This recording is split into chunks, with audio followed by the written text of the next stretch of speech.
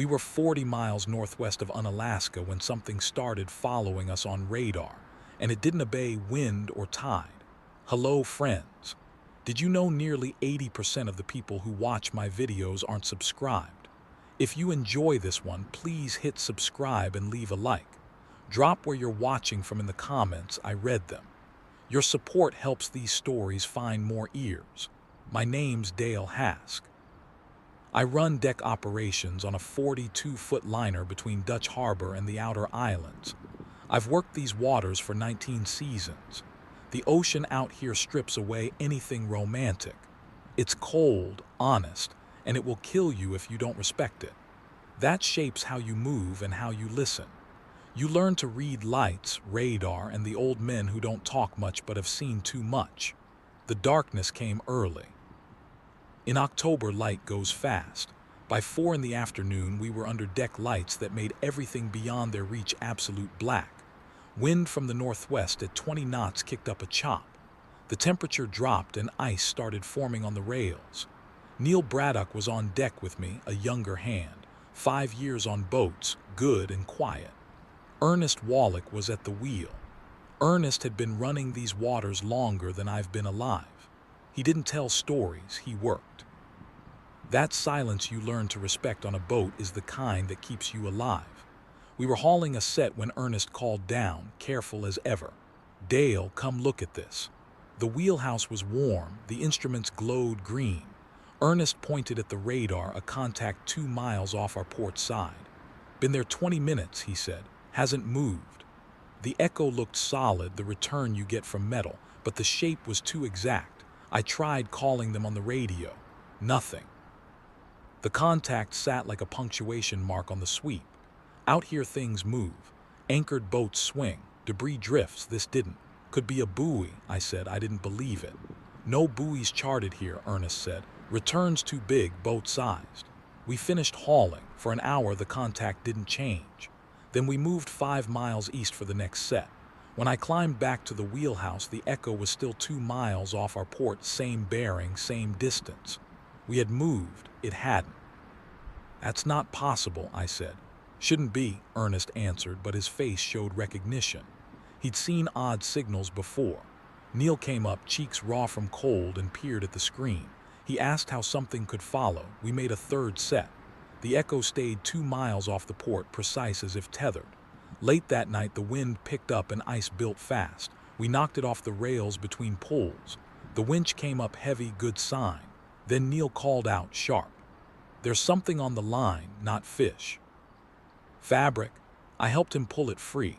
It was a 2-foot square of synthetic material, dark blue, one corner rust-stained.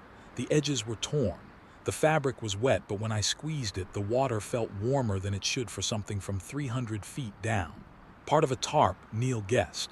"Maybe," I said, but it felt wrong.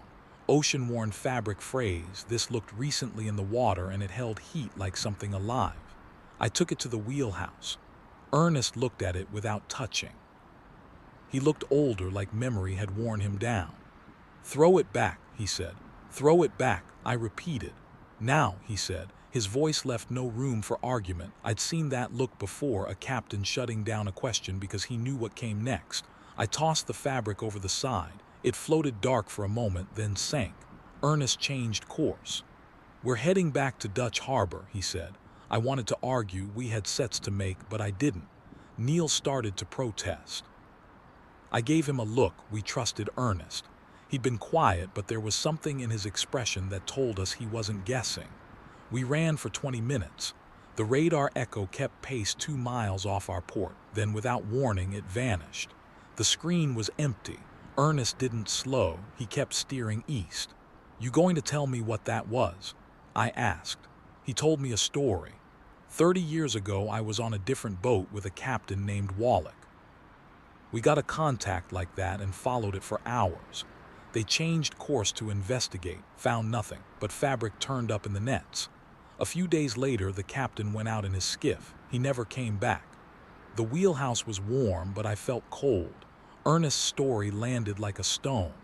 "I've been working these waters 43 years, he said. "You don't investigate, you throw it back. You don't keep strange things. You don't draw attention. The ocean doesn't like to be looked at. We docked at dawn. I offloaded and secured the boat. Neil asked if we'd go back out the next night. No, maintenance, Ernest said, but we all understood why. I tried to rationalize it at a bar: instrument glitch, radar ghost, warm water, a trick of adrenaline. Those were tidy answers. Another part of me, the part that spent nights awake in fog with radar blinking, knew rules you don't break. After that night, I couldn't shake the image of that fabric sinking, warm and too clean for something pulled from 300 feet. I drank bitter coffee in the harbor bar and tried to force rational explanations. Thermal layering, a false return, a radar reflection. The tidy reasons settled for a minute, then left. A few days later, I spoke with Gregor, the harbor manager. He listened without surprise. "We get odd reports," he said. "Mostly things people don't want in writing." He didn't push me to file anything. People like him know when to let sleep stay undisturbed. Neil didn't last the season. He told me he was going back to school. "The echo bothered me," he said. He sounded like a man who had decided one life would have fewer empty nights. I didn't argue.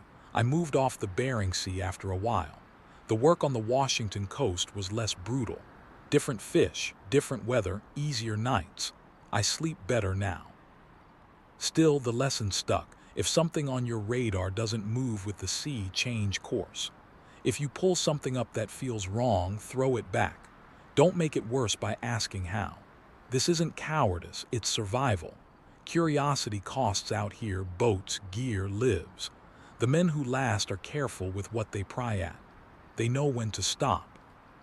So that's where this begins, with a radar echo that didn't belong, a scrap of fabric that didn't fit, and an old man who wouldn't let us chase something that didn't want to be found. It's a small thing that kept us alive that night. It's also the kind of rule the sea uses to keep its secrets. Sometimes, late at night, I'll tell the story to friends at a dock and watch their faces. They hear the same warning in different accents. Stay clear. Don't take strange things home. It's not superstition. It's practical memory passed down by people who know the price of curiosity. Keep that in mind. Dutch Harbor always feels different after a night like that, like the world is pretending to be normal while something bigger moves beneath the veneer. The morning after we returned early, the sky looked washed out, pale gold on the eastern ridge, and people went about their routines. Forklifts buzzing, crews hauling crates, gulls screaming over bait barrels. Everything looked normal. I walked among it like someone who knew the scenery was lying. For 2 days, Ernest kept the boat tied in.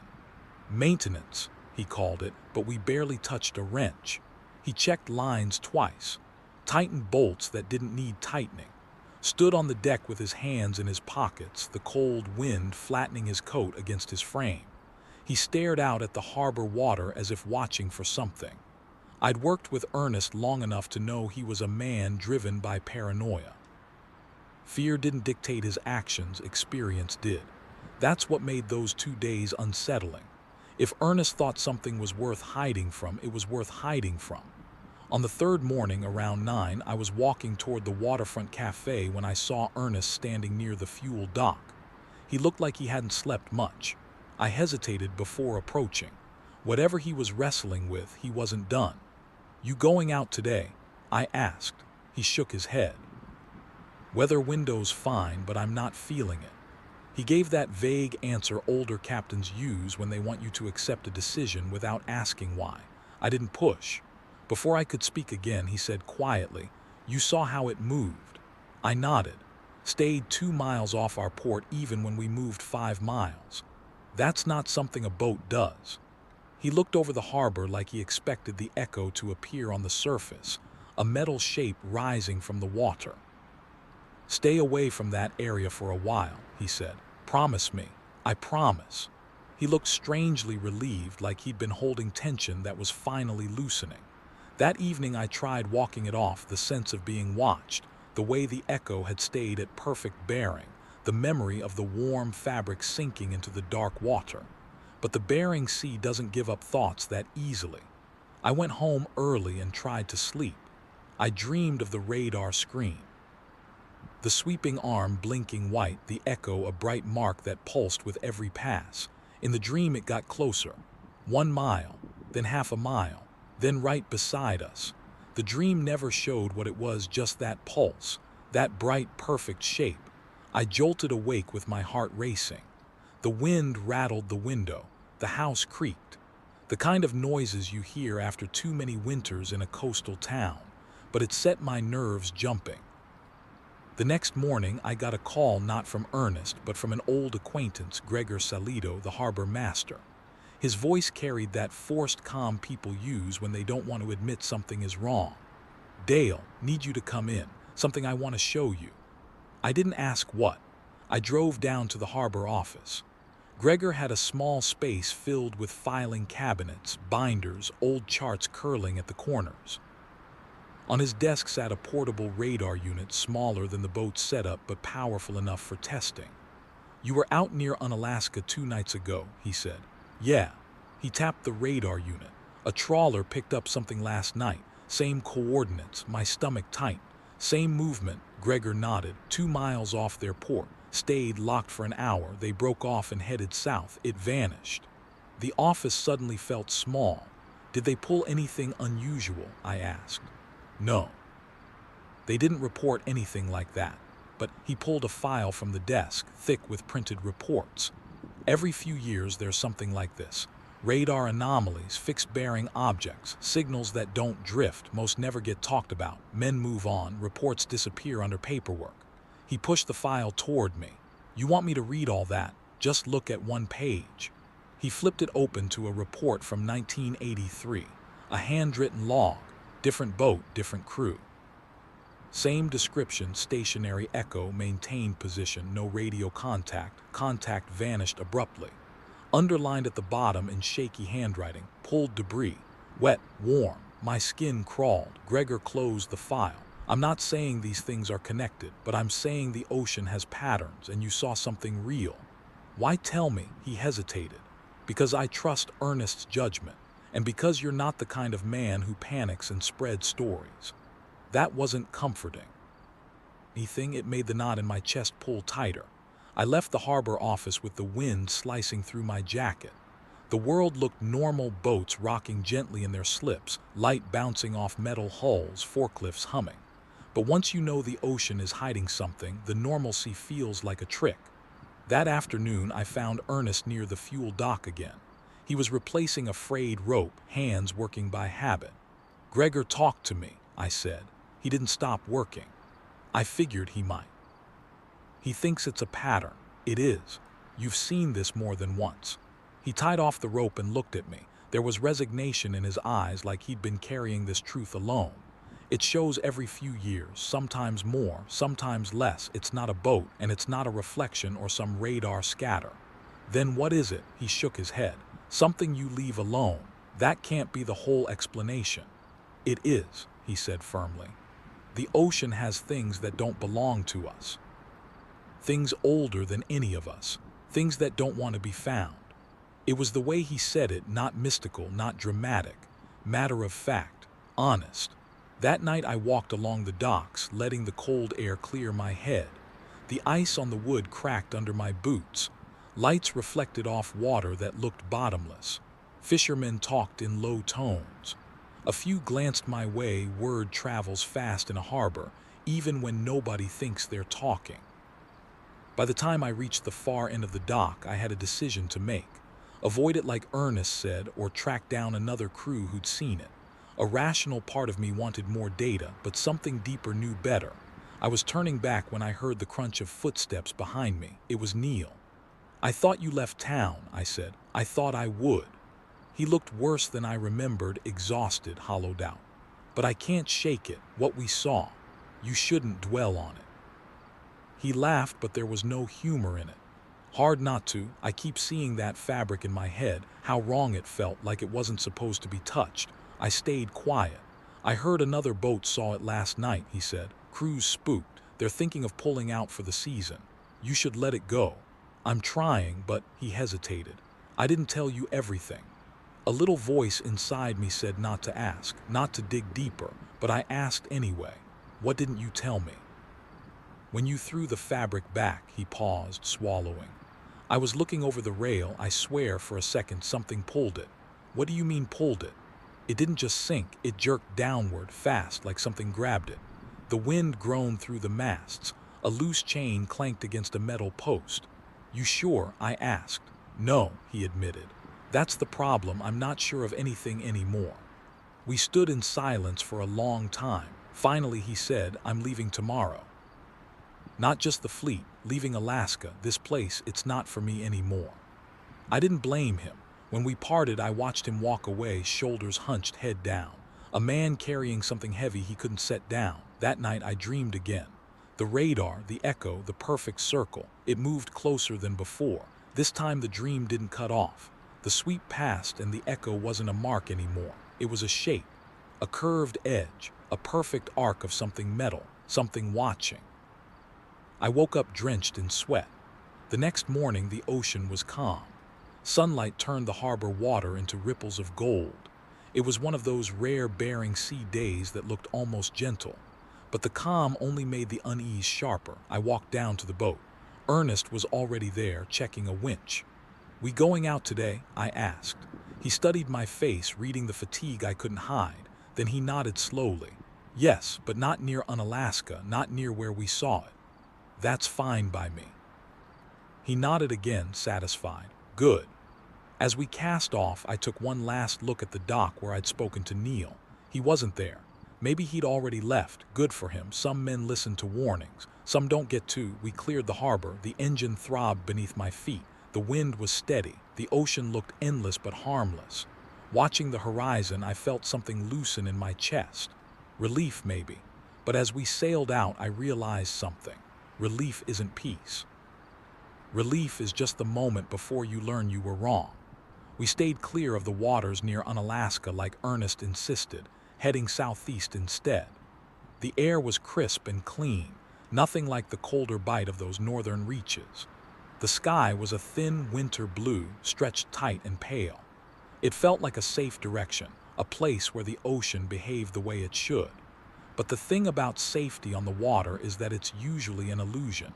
We were running a long set, and everything felt normal. The hum of the engine, the steady thump of the winch, the creak of the deck boards beneath our boots, all of it familiar. Routine. My nerves began to settle a little, and for the first time in days, my thoughts left the radar echo behind, or so I thought. It was mid-afternoon when we started the haul. The line came up clean, almost too clean. No fouling. No drag, no debris. Ernest noticed it too. He leaned forward in the wheelhouse, eyes narrowing. You feel that? He called down. Yeah, I said. Feels light, he grunted. Could be a swing in current. But the current wasn't strong. The water looked steady. And there was something else, the quiet. Usually when you're hauling a line, there's a rhythm to it. The strain of the rope, the scrape, the slap of water against the hull. But everything sounded muted, like someone had thrown a blanket over the world. When you work the sea long enough, you learn to respect silence. It means something is changing. The first few traps surfaced as the winch spun. Nothing unusual at first except the emptiness. No fish, no crab, not even the scraps you sometimes get. Ernest leaned out the wheelhouse window. Dale, anything. Just gear, I said. We pulled the next batch, empty again. Neil used to joke that empty gear felt like pulling up ghosts. I almost laughed at the memory, almost. I bent down, checking the traps more closely. The metal was clean, too clean, like something had scrubbed them underwater. That didn't happen naturally. Salt water doesn't shine metal, it wears it down. But these traps looked polished. That tightening feeling returned in my chest. I glanced back at the wheelhouse. Ernest stared out toward the horizon, jaw set. He was thinking the same thing I was, but neither of us wanted to say it out loud. Not yet. We hauled another 20 minutes before something else caught my eye. The water around the traps looked off. It wasn't the swell. It wasn't current. It was color. The water was darker, not murky, dark. Like ink diluted just enough to see through.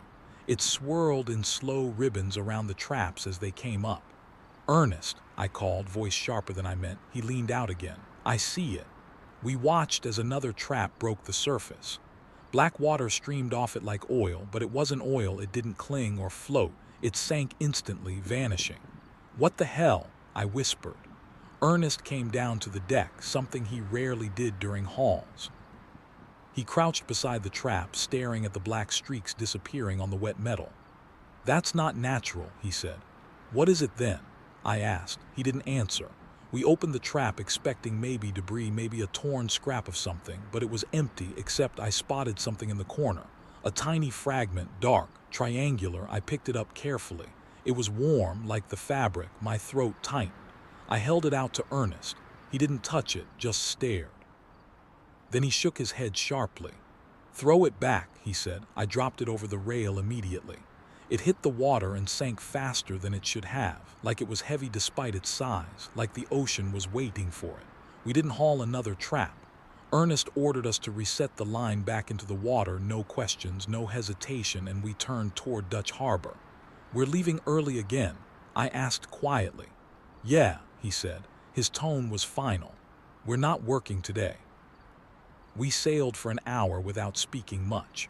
The black water didn't return and the traps we'd reset sank normally, but something followed us. I didn't see it, not directly, but I felt it. The ocean changed behind the boat. The wake rippled wrong. The hairs on the back of my neck stood up. "You feel that?" I asked. Ernest nodded once.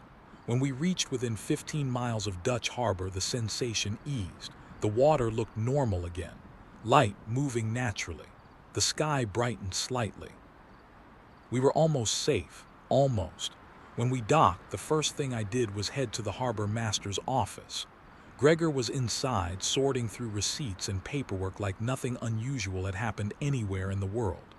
"Dale," he said, "didn't expect to see you back early again." "We found something," I said. His smile disappeared. "Go on." I told him the empty traps, the polished metal, the black water, the warm fragment. When I finished, Gregor rubbed his jaw slowly. "You throw the fragment back." "Yes." "Good." He leaned forward. "Very good." "You know something," I said. Gregor hesitated, then pulled another file from his drawer. This one was dusty, the edges soft from age. He opened it gently. "Sometimes," he said, "the sea washes things up that shouldn't be in our gear, and sometimes those things bring problems." He flipped to a page. A report dated 1996. A crew near the Pribilovs pulled unnatural black water in their pots. They found fragments too. The report ended abruptly. "What happened to them?" I asked. Gregor closed the file. "Most left the fleet within the year. One boat caught fire offshore. Crew survived, barely." "This is the same pattern," I said. "Yes." I felt a coldness inside me that had nothing to do with the temperature outside. "What is it, Gregor?" He shook his head. "I don't know, but whatever it is, it's not meant to be surfaced." I left the office feeling heavier than before. Walking back toward the docks, I spotted a woman I knew, Mara Lind, the assistant harbor manager. She was staring at the water near the fuel dock, arms folded tight. "Mara," I called. She startled slightly, then turned. "Dale, you okay?" She hesitated, then sighed. "We had a report early this morning, something knocking against the pilings near DD Dock again." I frowned. I thought that section was still closed. It is. But the night shift said he heard something down there, something heavy. Like metal scraping. My stomach clenched. "Chains." She looked sharply at me. "Why would you say chains?" I told her about the echo and the fabric and now the black water. She listened, her expression tight. "That's 3 separate incidents," she whispered. 3 too many. She looked at the water again, her voice low. "There are things in this harbor we don't have explanations for, always have been. Most people don't notice. They don't work at night. They don't stay out near the edges. And those who do." She didn't answer. I left her there, staring into the water like she was deciding whether something would rise out of it. That night I ate alone at my small kitchen table. I tried not to think about the fragment, but my mind kept circling back. The warmth, the way it sank, the way the water had turned dark. What connected all of this? The echo, the warm fabric, the black water, the polished traps, the fragment, the constant perfect distance on the radar. Little pieces, all wrong. Around midnight, I stepped outside to breathe the cold air. The harbor lights flickered across the water, carving yellow reflections onto the surface. A few boats rocked gently. Everything looked quiet, too quiet. Then I heard it. A slow, distant knock, metal on metal. I froze, another knock, then a scrape. I walked to the edge of the dock, heartbeat thudding in my ears. The water was dark, calm, nothing moved. But the sound came again just beneath the surface, like something brushing against the pilings. My breath fogged in front of me. I leaned over, peering down, waiting for something. But the water moved only with the tide. Then a voice behind me said, "Don't." I turned. Ernest stood a few feet away, hands in his pockets, face pale in the dock lights. "You hear it too?" I whispered. He nodded once. "That's why you don't lean over." "What is it?" He shook his head. "Doesn't matter. What matters is staying above it." We stood there listening to the faint scrape below. "You think it followed us?" I asked. "Not sure," he said. "But the sea remembers who touches what belongs to it." That line sent ice through my spine. We didn't speak again. After a minute, he walked away. I stayed a little longer, listening, watching. The water looked back at me with a kind of stillness that felt aware. I finally left the dock, trying to shake the feeling that something had surfaced briefly, not enough to see, only enough to warn. Back in my house, I double-locked the door. It felt foolish, locking a door against the ocean, but I did it anyway. I lay in bed, staring at the ceiling until sleep finally pulled me under. I dreamed of the fabric again. This time, when it sank, something followed it up. The morning after the knocking under the dock, I woke feeling like I hadn't slept at all. Dreams had drained me more than they'd rested me. Pieces lingered, sinking fabric, black water curling like smoke. A shape just beyond vision, but nothing stayed clear long enough to make sense of. I washed my face and stared at myself in the mirror. I looked older than the day before. Not tired, worn. Weathered in the way only people who work the ocean understand. When I stepped outside, the wind had shifted overnight. It carried the sharp bite of colder air, the kind that signaled early winter pushing through the islands. The sky was heavy with low clouds, flat and gray, hanging over the harbor like a lid. I headed down to the docks. Ernest was already on the boat, checking the engine. His movements were stiff, like he hadn't slept either. He didn't look at me when I climbed aboard. He didn't need to. The silence between us spoke enough. After a moment, he said quietly, "We're not going out today." "That because of last night?" He hesitated, then nodded. "There's something moving in the harbor." "You mean at DD Dock?" "I mean everywhere." That made my stomach tight. "You hear something?" I asked. "No," he said, "I feel it." For Ernest to say something like that, it meant more than if he'd given me a full report. His instincts were like weather instruments, precise, quiet, and never wrong. We spent the next hour doing small repairs, patching lines, checking hydraulics, busy work but useful. Men like us don't sit idle well. It gives the mind too much room.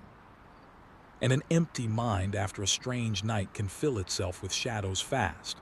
While we worked, a trawler named the Glenormie came in. Her hull scraped against the fenders with a sound sharper than usual. The crew looked uneasy, their faces pinched, their movements quick and jerky. Ernest nodded toward them. Something happened. We walked over as they tied off ropes and cut the engine. Their captain, Riley Jansen, jumped down onto the dock. He was normally loud, the kind of guy who filled a room with his voice whether you wanted him to or not. Today he was quiet. "Rough morning?" Ernest asked. Riley rubbed a hand over his face. "Stranger than rough." "What you see?" I asked. He hesitated, looking at the water instead of us. "You wouldn't believe me." "Try us," Ernest said. Riley shifted his weight.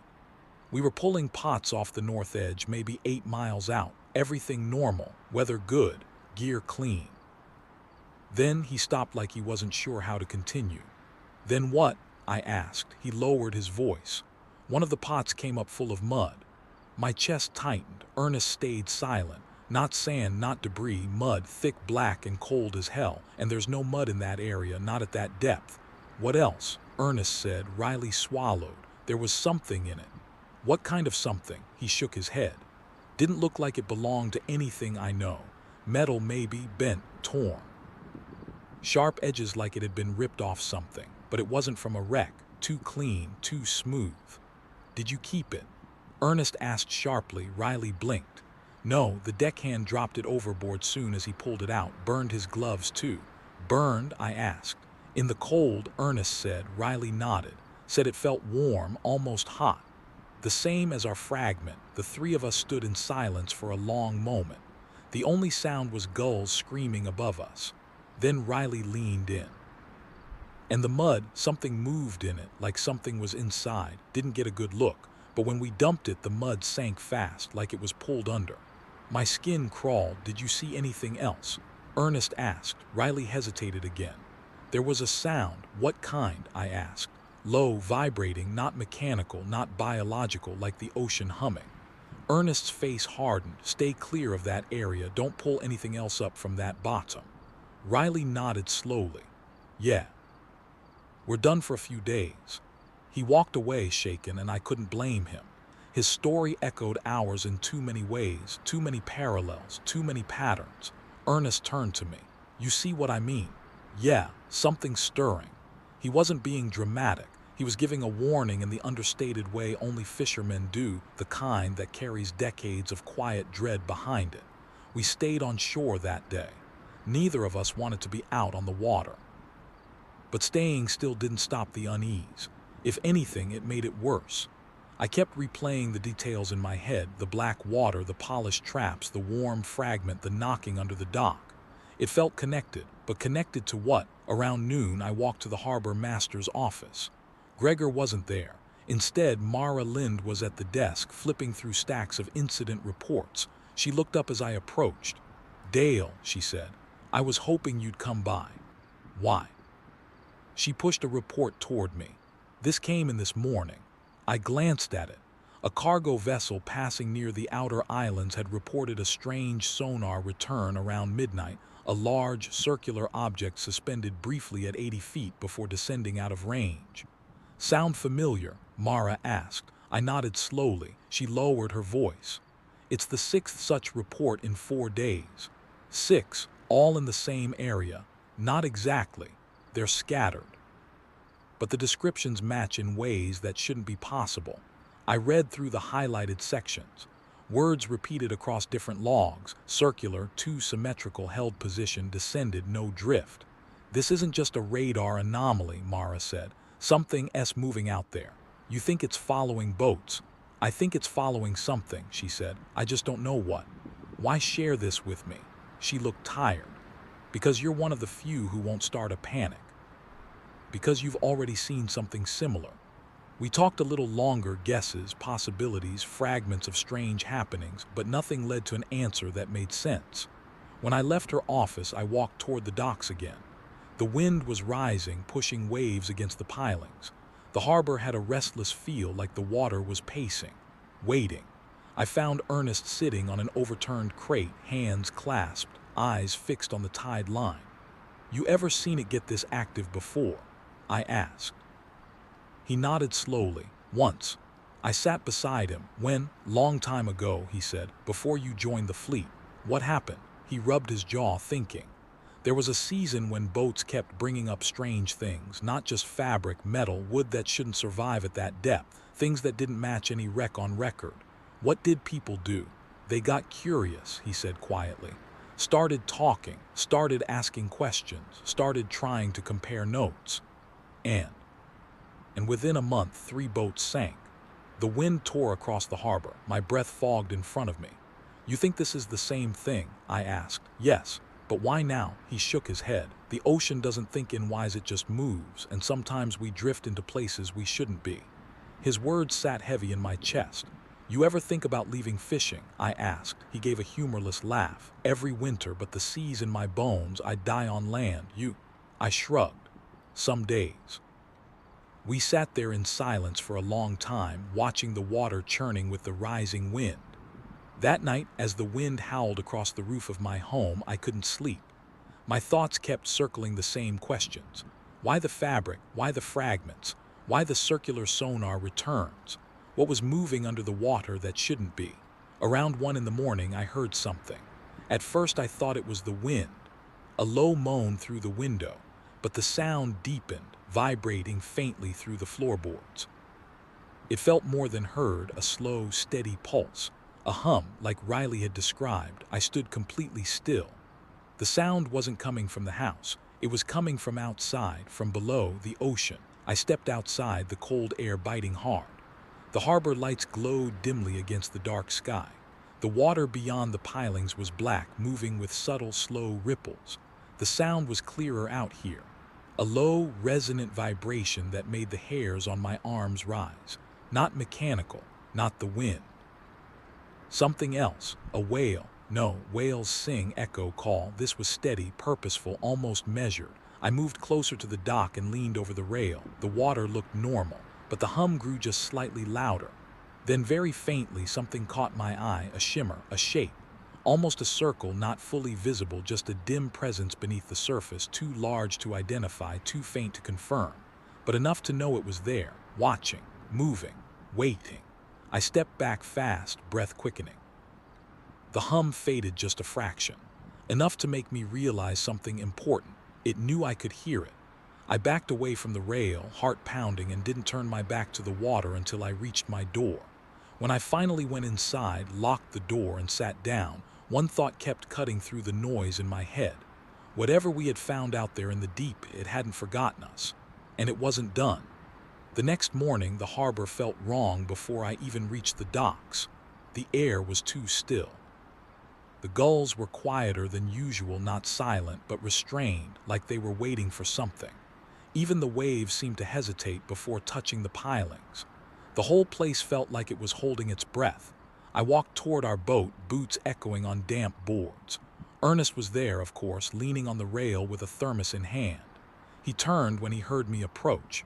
His face was unreadable, but his eyes told me he hadn't slept much either. "You heard it last night," he said. He didn't ask. He stated it. "Yeah," I answered. "The humming." He nodded. "It wasn't just you." That made the hair on my neck rise all over again. "Who else?" I asked. "Night crews, a couple guys who run tug operations. Even the cannery workers said they felt something vibrating through the walls." "Did anyone report it?" He snorted. "Report what? A sound in the water. Coast Guard will chalk it up to underwater seismic activity. Think that's all it is? Not even close." We stood there watching the harbor unwind itself in slow motion. Clouds hung low over the mountain ridges. The air smelled metallic, the way it does right before snow. As fishermen trickled in for the morning rush, I noticed a strange tension in their movements, fewer jokes, fewer greetings, eyes scanning the water a little too often. People felt something, even if they didn't want to say it. About an hour later, Gregor Salido, the harbor master, approached. He looked more worn than I'd seen him in years. He motioned for us to follow him to his office. Inside, he closed the door and leaned against his desk. "I'm going to tell you something that doesn't leave this room." Ernest crossed his arms. I kept quiet. "This humming," Gregor said, "we've had it before." My breath caught. Ernest's jaw tightened. "When?" I asked. "Different times, spread out. The first I heard of it was from old captains when I was still a young dispatcher. They said it came in cycles. Not yearly, not predictable, but when it did, it always came with disturbances." "What kind of disturbances?" Ernest asked. Gregor pulled out a folder, thick, dented, frayed. He set it on the desk and pushed it toward us. I opened it. Inside were decades of incident reports, some typed, some handwritten, some barely legible. A few stood out. 1983, circular sonar return, approximately 100 FT below vessel. Maintained position for 47 minutes. Low-frequency vibration felt through hull. 1996, unknown material recovered in pot, warm to the touch. Crew reported engine failure shortly after. 2004, black water rising around stern. Sonar readings inconsistent. Crew refused further investigation. 2011, knocking on pilings during closed dock maintenance. Diver reported movement beneath. And then the last one, 2019, harbor-wide vibration at night. Unidentified echo observed by 2 vessels, disappeared when approached. "This isn't random," I whispered. Gregor shook his head. "No, it never has been." "Why hasn't anyone talked about it?" Ernest asked. Because fishermen avoid patterns that don't want to be noticed, Gregor said. Because this isn't something you chase, and because the men who tried, he exhaled slowly. Most didn't stay in the fleet long. I looked through the pages again. My hands felt cold. Does the Coast Guard know? I asked. They know pieces, Gregor said. But without proof, it's just folklore, and nobody wants to admit the ocean has rules we can't map. We left the office feeling heavier than when we'd entered. The file said everything without saying anything. It told us this wasn't new, and whatever was happening now was part of a larger rhythm, a pattern waiting for someone to step into it. Later that afternoon, I walked the docks just to clear my head. The clouds had thickened into a heavy gray blanket. Snow was coming soon. A few boats were still unloading catch from early morning runs. Others were prepping gear, but even the clatter of crates and the clink of metal sounded subdued. I paused near DD Dock, the closed section still fenced off with chain link and faded warning signs. Workers were supposed to start demolition soon, but delays kept pushing the project back. 2 nights ago, I heard the knocking here. Today, the silence felt more unnerving. I found myself stepping closer to the fence, peering through the metal diamonds. The water beyond was too dark, deeper looking than it should have been. The pilings that remained were half-rotted, thick with marine growth and shadowed underneath. I don't know what made me do it, maybe curiosity, maybe stupidity, but I leaned in just a little more, listening. At first, nothing. Then, faintly, very faintly, I heard it again. Knock. Then another, slow, deliberate. As if something below was testing the world above, I stepped back quickly, heart thudding. The sound faded the moment I moved away, like it knew I was listening. Dale, I turned sharply. Mara stood behind me, arms folded, eyes scanning my expression. Hear something? Yes, I said, voice barely above a whisper. She exhaled sharply. So did I last night. Why didn't you say anything? I'm saying it now, she said, tone tight. But listen, I think we're past the point of ignoring it. There was another report this morning. Another what? She pulled a folded sheet from her jacket. A boat near the outer islands picked up a suspended object on sonar. Same depth range as the others, same circular shape. Did they investigate? No, they got spooked and left the area, but here's the thing, she tapped the paper. The coordinates match almost exactly with where your fabric incident happened. My blood ran cold. You're sure? I asked. She nodded slowly. I triple-checked. I stared at the closed dock again, at the dark water beneath it. It's moving, I said quietly, isn't it? Yes. We both fell silent. The only sound was the slap of cold water against the pilings. What do we do? I finally asked. Mara shook her head. I don't know, but whatever it is, it's getting closer. She walked away, leaving me with more questions than answers. That evening, I sat in my small house, lights off, listening to the wind scrape icy crystals against the window. The sky outside was turning the color of ash. Snow wasn't falling yet, but the air smelled like it was on its way. I tried to distract myself, made coffee, flipped through channels, organized gear that didn't need organizing, but my mind kept drifting back to the black water. The suspended sonar returns, the knocking beneath DD Dock, and the humming that had crept under my floorboards. All of it felt connected, and all of it felt like escalation.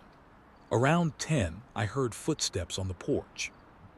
Tensed, grabbed a jacket and opened the door. It was Neil. His eyes were haunted. He looked like a man who had been living on the edge of sleep for days. You left, I said. You said you were done. I tried. He ran a shaking hand through his hair, but I can't get it out of my head. I stepped aside. Come in. He didn't move. I don't want to come inside, he said. I just need to tell you something, then I'm gone. Cold wind whipped around us. Snowflakes drifted lightly in the air. What is it? I asked. You remember the fabric, he said. Of course. And the fragment you found later. Yes, I saw something else, he whispered, before I left. A chill ran down my spine. What did you see? He swallowed hard. I went down by the docks last night where the knocking was. I thought maybe I imagined the tug on that fabric, you know. I just wanted to convince myself it was nothing. What happened? He looked away, eyes glistening. There was something under the water, he said. Not a shape, Not exactly, more like an outline, a curve, a ridge, like part of something enormous just beneath the surface. The snow fell harder now, and Dale, his voice cracked. It moved, not like a fish, not like a whale, it moved like it was following something. My breath hitched. Following what? I asked quietly. Neil looked directly at me. You, he whispered. The world narrowed into a point. The snow, the cold air, the distant sound of waves. All of it vanished under the weight of that word. You're sure? I asked. He nodded, trembling. I saw the water shift, the wake angle, the way it tracked. It moved the same direction you walked. I don't know how, I don't know why. He shook his head desperately. But it's after you. My pulse hammered. Neil, I'm leaving tonight, he said. I'm not coming back. Whatever that thing is, it knows you. It marked you. And then, before I could speak, he stepped backward into the falling snow. I'm sorry, he said. Then he turned and walked into the darkness. I stood frozen in my doorway long after he disappeared. Marked. That word echoed in my skull. Hadn't Ernest said something similar? The echo marks people. The snow kept falling, soft and steady, blanketing the town in a white silence that felt too pure for what I had just heard. When I finally went inside, locked the door, and leaned against the wall, one thought settled like a stone in my gut. Whatever was moving through those waters. It wasn't just following boats, it was following people. And now it had found me. After Neil walked away into the snow, I stood in the doorway long enough for my fingers to go numb. The cold crept up my sleeves, settled into my bones, but I barely felt it. My mind kept replaying his words. It marked you. It was following you. I closed the door, locked it again. Then again. The house felt too small, the air too thin. I moved from room to room, turning lights on, as if brightness could push back a thing that lived underwater. It didn't help. Every shadow felt heavier. Every creak sounded like footsteps. I tried to sleep, but sleep didn't come. I lay on the couch with a blanket pulled around me, listening. Not for the wind, not for footsteps, for the hum. The faint vibration that had crawled under the house the night before. The one that felt like a warning or a call. But that night, the hum didn't come. The silence felt almost worse. Near dawn, exhaustion finally dragged me under. My dreams were a blur of shifting shapes beneath black water and the low, steady pulse of something that knew my name without needing words. I woke to the sound of knocking on my door. For a moment, I thought the knocking was the same one I'd heard under DD Dock. Slow, heavy, too deliberate, my heart seized. But when I sat up, the knock repeated, lighter, human. I opened the door cautiously. It was Ernest. His face was pale, jaw clenched tight. We need to talk. I stepped aside and he came in, pulling the door closed behind him. He didn't take off his coat, he didn't sit, he just stood there, breathing hard. You saw Neil, he said. He came by last night. I know, Ernest muttered. He stopped by the boat first. So you know what he told me. I know what he thinks he saw, Ernest said, and I know he's not wrong. A cold knot tightened in my throat. Ernest, what does it mean? What does it want? He shook his head. It's not about want, not for things like that. The ocean isn't a predator or a monster. It doesn't choose, it simply reacts. To what? To attention. That word hit me harder than it should have. What do you mean? You saw the echo, Ernest said. You touched the fabric, you pulled the fragment, you heard the hum. His eyes locked on mine. You connected yourself to it. Connected how? He exhaled, frustrated. Dale. You're thinking about this like a problem with a solution, like it's something you can understand. But what's out there doesn't think in lines. It doesn't communicate. It doesn't chase. I swallowed. Then what does it do? It marks. I sat down heavily. What does that mean, Ernest? It means, he said slowly, choosing his words like they were fragile, that once something in the water takes note of you, it doesn't forget. I didn't respond. I couldn't. Look, he said, lowering his voice. I don't know what it is. I don't know why it shows up when it does, but I've seen what happens when men let curiosity drag them too far into its orbit. He paused, and none of those stories end well. What happened to them? I whispered. Boats lost, gear vanished, men disappeared, not all at once. Sometimes weeks apart, sometimes months, always after they took something from the water that didn't belong to them. The fabric, the fragment, the black mud, the polished traps, and me. Touching all of it, I forced myself to ask the question sitting in my gut like a weight. Is it too late? Ernest didn't answer immediately. His silence said enough. We need to keep you away from the water for a while, he finally said. Days, maybe longer. You think that matters? I think it's the only chance you've got. He stepped closer. Listen to me, Dale. Whatever is moving out there, it's patient. If you give it distance, sometimes it loses interest. Sometimes. Sometimes, I repeated, the word bitter and hollow in my chest. He left soon after, saying he needed to check something at the harbor. He didn't explain what. Ernest wasn't a man who explained much, but the strain in his voice told me enough. Something was coming. I stayed off the docks that day. I wanted to go part habit, part stubbornness, but every time I thought about it, I remembered the sound under DD Dock. The way the water had shifted the night before. The way Neil had looked at me like I was already half gone. Instead, I walked into town, keeping to the main streets. The snow had stopped, leaving a thin blanket across rooftops and sidewalks. People went about their business, buying groceries, hauling gear, chatting outside the bakery, but there was an unease in the air. Conversations were shorter. Eyes flicked toward the harbor too often. It wasn't just me and Ernest and Neil.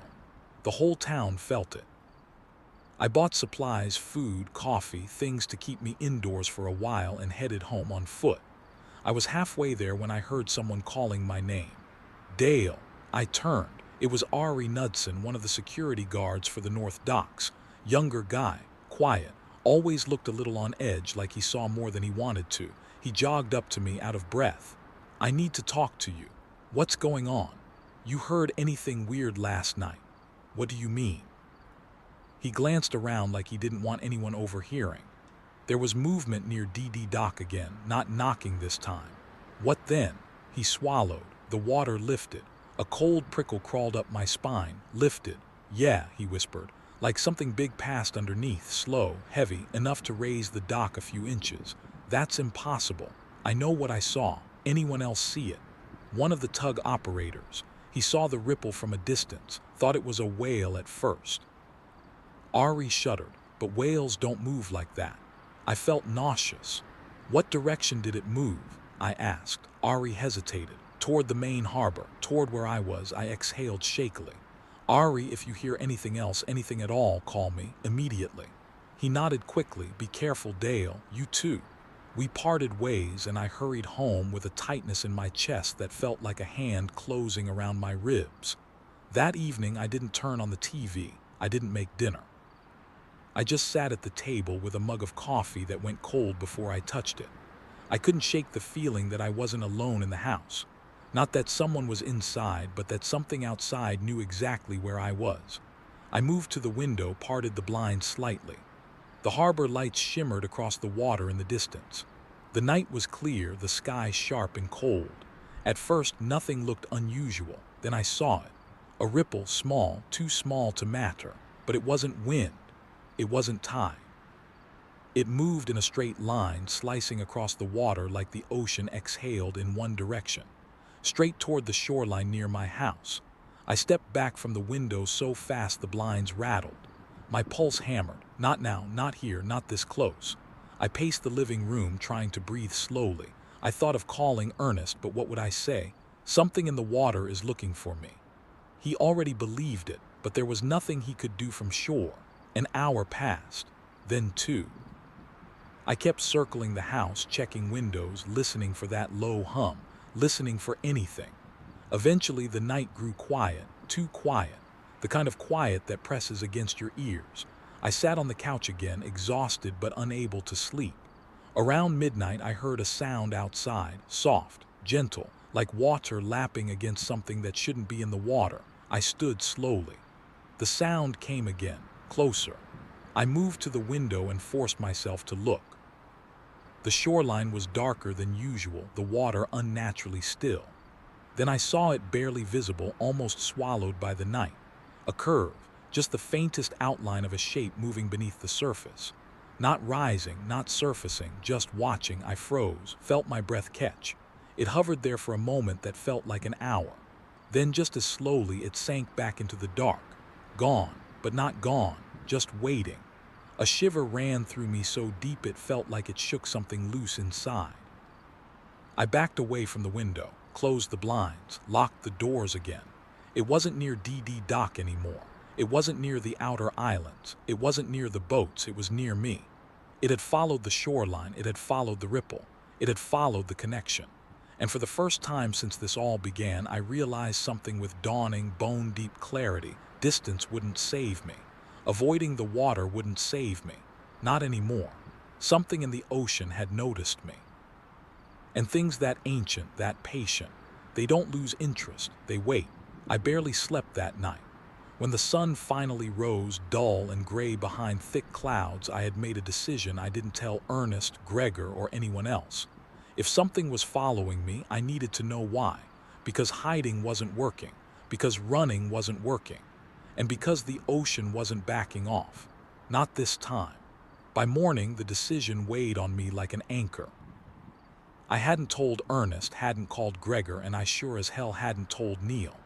Something inside me whispered that this was the kind of choice you made alone, the kind that changed you whether you wanted it to or not. But hiding wasn't working. Running wasn't working. The thing in the water, whatever it was, wasn't losing interest. It had come to my shoreline. It had moved beneath my window. It knew where I lived. If it wanted me, then sooner or later it would come again. Better to face it on my terms than wait for it in the dark. I stood in the cold morning wind looking out at the harbor. Snow hung in the air like ash, drifting sideways as the wind pushed sheets of white across rooftops. The water looked calmer than yesterday, too calm. The surface was smooth, almost oily. No chop, no wind lines, just a dark mirror reflecting the clouds above. A stillness like that never meant anything good. I tried to distract myself long enough to think straight. I made breakfast. I didn't eat it. I walked around the house. Didn't feel better. I stepped outside. Didn't help. Finally, I grabbed my jacket and headed toward the harbor. I knew what I planned to do, even if no one else did. The docks were quiet when I arrived. Boats sat moored, ropes creaking as they shifted against the tide. The smell of diesel and salt hung in the air. A few fishermen worked on gear, but most people stayed in the heated offices or at home. Cold mornings with bad weather coming always thinned out the crowds. I found Ernest on our boat, hunched over a coil of rope, his breath fogging in the frigid air. He glanced up. "You're here early. Couldn't sleep." "Yeah," he muttered, "me neither." We stood in silence a long moment before he asked, "You see anything last night?" I hesitated, then I nodded. It came near the shore. He froze, hands tightening around the rope. "You sure? Positive? What did you see?" I swallowed hard. "Just a shape, a curve. It didn't surface. It just moved like it was checking the shoreline, like it was checking for me." Ernest closed his eyes for a moment. When he opened them, there was something heavy in his expression, frustration, fear, maybe guilt. "You need to leave," he said. "I'm not leaving. You don't have a choice. This isn't something you can outrun." "I'm not outrunning it," I said quietly. "I'm going to find it." His head snapped toward me. "Absolutely not. I have to." "No," he said firmly. "No, you don't. Curiosity is exactly how men get marked, and you're already too close." "I'm past that point." "Dale," I stepped closer, lowering my voice. "Ernest, it followed me to my house, to the shoreline. If I leave, it'll follow me wherever I go. At least here I know the waters." He shook his head, jaw clenched. "Knowing the waters doesn't matter with things like this." "Well," I said, "knowing myself does." Stared at me for a long time, trying to find an argument that would change my mind. He didn't find one. Finally, he muttered, "If you're set on doing something stupid, at least don't do it alone. I'm not dragging you into this." "You didn't drag me, I stepped in. There's a difference." I exhaled shakily, torn between relief and guilt. "Thank you. I didn't say I'd go with you." He jabbed a finger at my chest. "But I am going to help you do this the least suicidal way possible." I almost smiled, almost. "What's your plan?" he asked. "I need to get back to where this started," I said. "The location where we pulled that fabric, the place the echo followed us, and the spot where the other boats picked up the suspended returns." "A bad idea," he muttered, "but it makes sense. We need to go out there." "Not need," he corrected. You want to, Ernest, he sighed. I know, you're right. You won't stop until you get answers, just like the others. What others? He didn't answer. Instead, he turned and started prepping the boat. By the time we eased out of the harbor, the snow had stopped, leaving behind a dense gray sky and a stillness that felt unnatural. The surface of the water barely rippled under our bow. Even the engine sounded quieter than normal. Ernest stood at the helm. I stood beside him, watching the water, watching for any sign of movement, any unnatural shift, any ripple that didn't belong. As we passed the mouth of the harbor, he said, "You realize something, right?" "What?" "You may not like the answers you find. Doesn't matter. It should." We rode in silence for a while. The world was a cold, gray dome over a cold, gray ocean. When we reached the coordinates, the place where the echo first appeared on our radar, Ernest slowed the engine. The boat drifted. The water was too calm. I scanned the surface. Nothing. Just still, flat water stretching out for miles. No birds. No seals. No driftwood. "Drop the sonar," Ernest said. I lowered the transducer and watched the display flicker as it calibrated. Depth reading stabilized at 302 feet. Normal, expected, for about 10 seconds, then something shifted. The depth flickered. 302, 303, 304, 305, 306, 302 again. My throat tightened. "It's happening again," I said quietly. "Hold steady," Ernest murmured, hands white-knuckled on the wheel. The sonar stuttered, blanked out, then returned. This time it showed something else. At 92 feet, a shape hung in the water column, circular, symmetrical, large. I felt the world tilt. "Ernest, I see it." "It's the same reading," I said breathlessly. "The one we saw weeks ago." "Yeah, it's here." "Yeah." We stared at the screen in silence, the suspended shape pulsing gently with the sonar return. "Is it moving?" I asked. "No." "Is that better or worse?" "Yes," he said. I almost laughed, almost. "What now?" I whispered. "We wait." And we did. For several long minutes, the suspended return held steady at 92 feet, not rising, not sinking, just hanging there as if it wasn't bound by currents or gravity or anything that made sense. Then the boat shifted slightly, not from wind, not from waves. Something displaced the water beneath us. A subtle push, a slow pressure change. I grabbed the rail as the boat rocked gently to one side. "What was that?" I asked. "Nothing natural," Ernest murmured. The sonar beeped. The shape moved, not down, not up, but sideways, like it was circling, my chest tight. "It's reacting to us." "It's not reacting," Ernest said quietly. "It's aware." The shape drifted around the center of the display, maintaining almost perfect distance. It moved with precision, with intention. "How close is it?" I asked. 92 feet vertical, he said, eyes never leaving the screen. Horizontal, hard to say, but close enough. A low vibration rolled through the hull, not loud, not sharp, a hum like before, except this time I felt it in my bones. I stumbled back from the rail. "Ernest, stay calm. I can feel it." He nodded. "I know." The hum grew stronger, not painful, not threatening, just there, present. The sonar blinked. The shape began to rise, slowly, steadily. 92 feet, 88, 83. 79. "It's coming up," I whispered. "Yes." "Should we leave?" "If we move," he said quietly, "it will follow." My heart slammed in my chest. "So what do?" "We don't run." I stared at him. "You told me not to be curious." "I'm not curious," he said. "I'm cautious. There's a difference." The hum intensified. The water beside the boat rippled outward in small circles, as if something below was pushing waves upward with each movement. 79 feet, 76, 70. The sonar beeped faster. Then the shape stopped. At 72 feet, it held perfectly still. The hum stopped. Silence fell over the water like a blanket. I held my breath. And then, without warning, something touched the hull, a soft thud. A faint scrape, not like a fish, not like driftwood, like fingertips running along the metal, slow, gentle. Ernest went rigid. "It knows exactly where we are," I whispered. "It's known for a long time." Scraping moved along the hull from stern to bow, like something was tracing the outline of the boat, mapping it, memorizing it. Then it stopped. A single knock echoed through the metal. the same rhythm as the one beneath DD Dock. I stepped back, pulse hammering, fear crawling up my spine like cold water. "What is it doing?" I whispered. "Testing," Ernest murmured. The knock repeated once, twice, a pause, then nothing. The sonar flickered again, the shape descended. 72, 73, 74, 75, 76.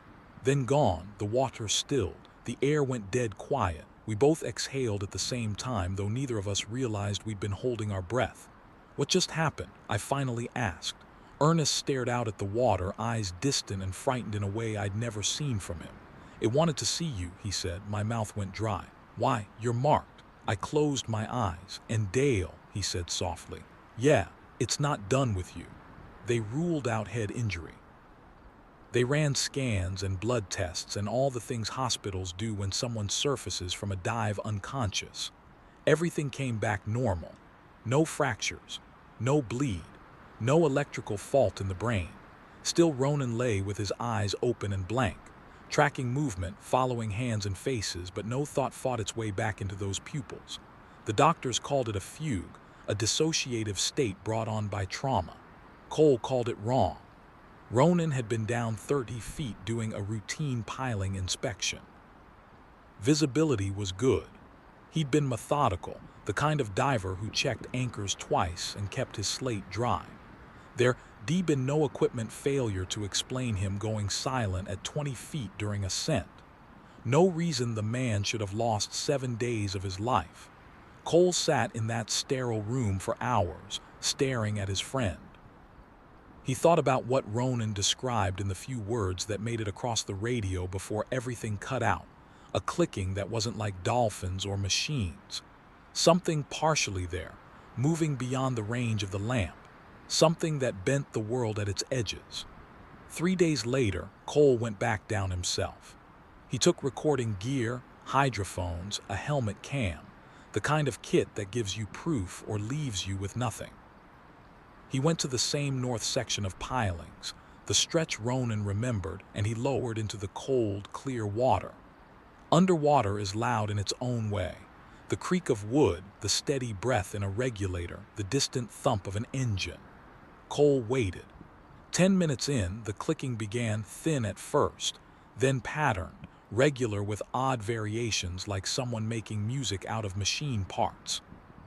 He trained his light into the blue-green dark beyond visibility, and for a heartbeat, something reflected back that wasn't scatter. A curve, a shadow with impossible edges. It slid away and the clicking stopped. He surfaced, checked the audio, and sent the files to an acoustics friend. The reply came back 2 days later, anomalous, not like any whale or sonar signature he'd seen. Mechanical regularity, yes, but with structure so intricate it suggested intent. The expert hedged, maybe deep water life we don't know, maybe equipment we can't identify. Mostly, he said it deserved more study. Ronan woke on the 7th day. He knew where he was, asked the date, looked around as if surfacing into someone else's life. He couldn't remember the dive's end. The last clear frame he had was the clicking moving toward him and then a white hole where time should have been. Cole showed him the footage from the helmet camera.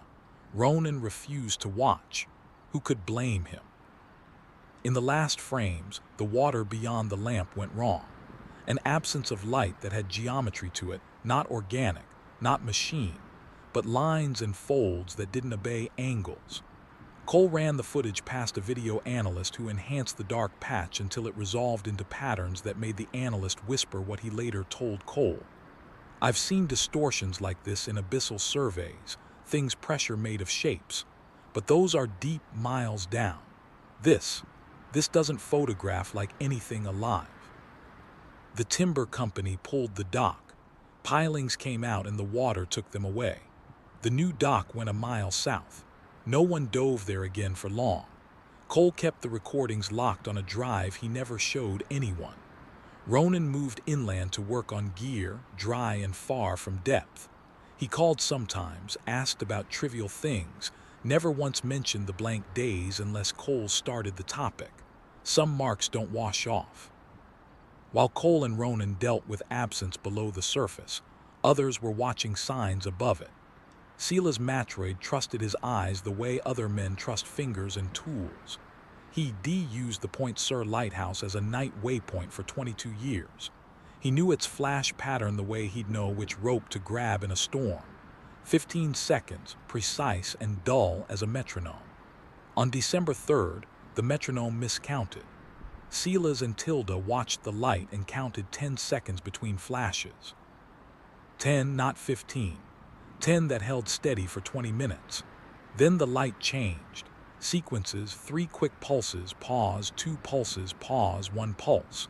3, 2, 1, over and over like someone tapping a message through the dark. They tried to call it in. The Coast Guard's remote monitor said Point Sur's systems read 15-second intervals, no fault. The officer on the radio told Silas the instrument panel showed normal operation. Silas felt his stomach tighten. If the control system said one thing and the ocean told another, what was between them?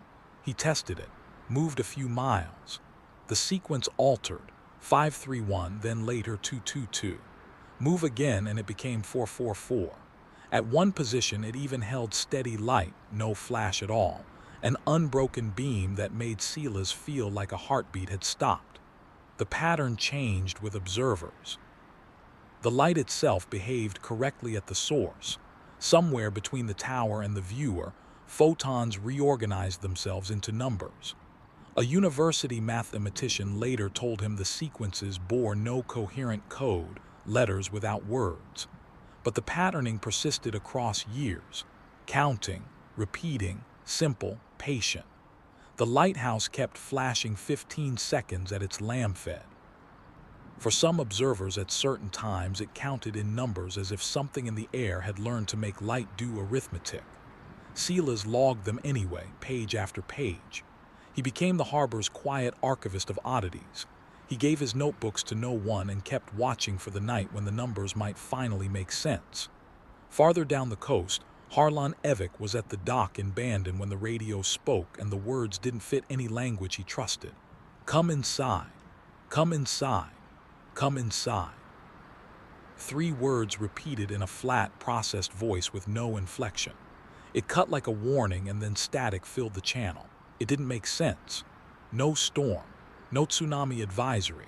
The Coast Guard said they didn't broadcast anything. But the fleet came in.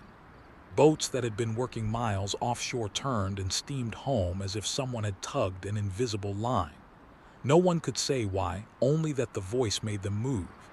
Then it happened again at sea during a set, and again 2 hours later. Each time the voice repeated.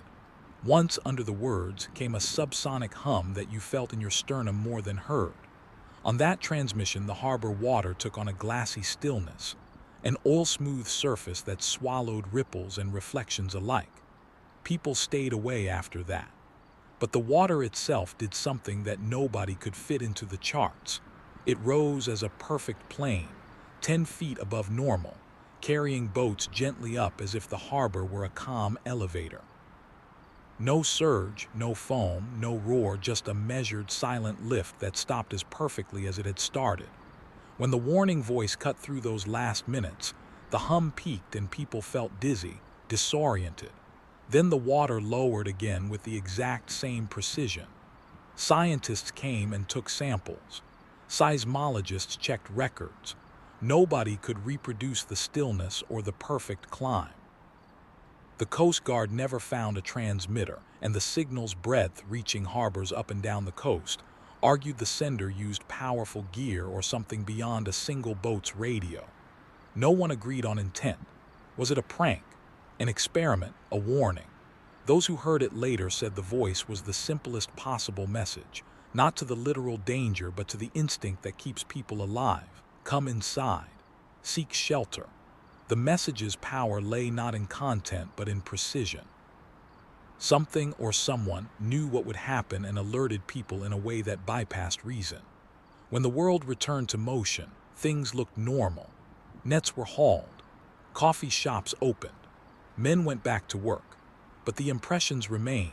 Ronan's blank days, footage of impossible geometry, lighthouse numbers that counted to no answer, a harbor that rose like a tabletop and fell, and a voice that could push a fleet back into safe harbor without ever identifying what it feared. Cole never published his recordings. Silas never stopped watching. Harlan kept his radio on and never again set out without a plan to come home if the air told him to. They traded stories in the margins, quiet confirmations that the ocean and sky sometimes tilt into rules we can't map, and when they do, the sensible thing is to listen. Some things live at the edge of visibility. Some things tap in numbers and speak simple warnings. You can try to explain them with instruments and charts. Or you can do what fishermen do.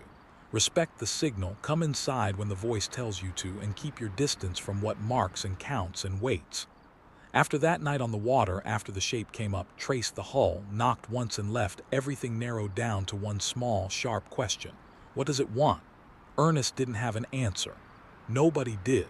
But he had a list of instincts. Don't chase, don't keep strange things, tell no one more than you must. Those instincts had saved lives before.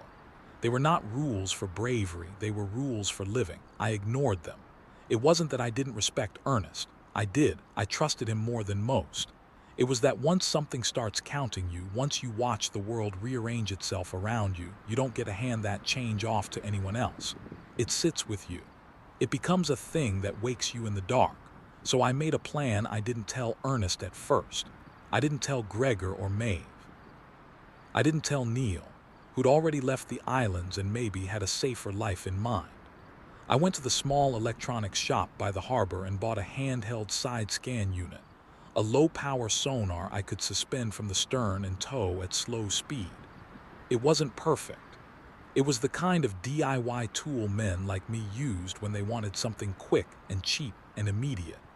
It could show structure in the water and give me more than a blinking dot on a radar screen. I told myself I was being practical. I told myself I was going out to map the place where the Echo had first sat 2 miles off our port.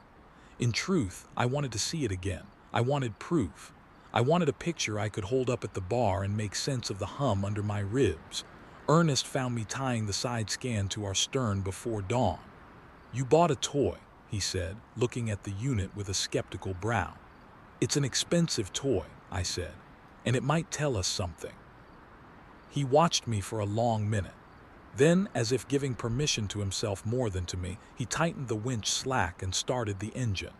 We ran the same track we'd taken before, throttling down when we hit the coordinates, the ocean glassy and patient. The transducer pinged softly, a regular heartbeat. The display drew the bottom in shades of gray. I scanned with my flashlight, the wheelhouse glow minimal. We didn't want to be obvious. For the first 15 minutes, the screen showed flat bottom and tired contours. There were gullies and the usual lumps of debris, but nothing that made the breath in my chest catch. Then the unit tripped to something that blew us both quiet. A depression, not huge, maybe 20 meters across, but perfectly circular, edges sharp as a cut. Inside it, the scan showed irregular geometry, not random rock piles, but organized lines, shapes that didn't look natural. I sat back hard in my seat. Ernest cursed softly. "Same bowl," he said. "You see it?" I asked. He nodded. "I like the other one." He peered half out of the wheelhouse as if the surface would give up more with a better angle. "Mark it, drop a buoy." I did. We watched the orange float bob for a minute. The Echo hung on the display like a ghost. "Well?" Ernest asked. "Well, what?" I said. He rubbed his hand over his face. "You're not going to just put up a marker and go home." I wasn't planning to. We anchored at a respectful distance and I lowered a camera on a tether. The camera was commercial grade but not deep-sea grade. It had lights and a winch and a hope. We watched the feed as the camera threaded down through the water 30 feet, 40, 70. The depression formed darker against the light until, at maybe 100 feet, the camera cleared the lip and looked straight down into a bowl. There was the thing, an arrangement of dark linear ridges interlaced, and between them, fabric fragments caught on tangles like clothes on a wreck. Not like fresh tarpaulin, odd pieces, woven oddly, reflective in a way that didn't look like anything stitched in a factory I recognized. One piece hung in currents like a flag cut to the wrong pattern. Ernest leaned forward until his forehead grazed plexiglass. He didn't say anything at first. Then, very quietly, "Throw everything back." "You want us to drop it in?" I asked. He looked at me as if I were a man on the edge of doing the stupid thing that got people dead. "We did that once and you saw what happened. We don't collect souvenirs. We don't bring it home. We mark and we leave." I wanted to argue. I wanted to haul the camera up and wrap it in evidence tape and carry it to the Coast Guard and say, "Look." But I didn't. I could taste the way curiosity curdled into consequence in the mouths of the old captains. So I shut my trap and nodded. We logged coordinates and left the buoy in place with GPS. Then we left that little circle of water, engines soft, the side scan filing the depression away into memory.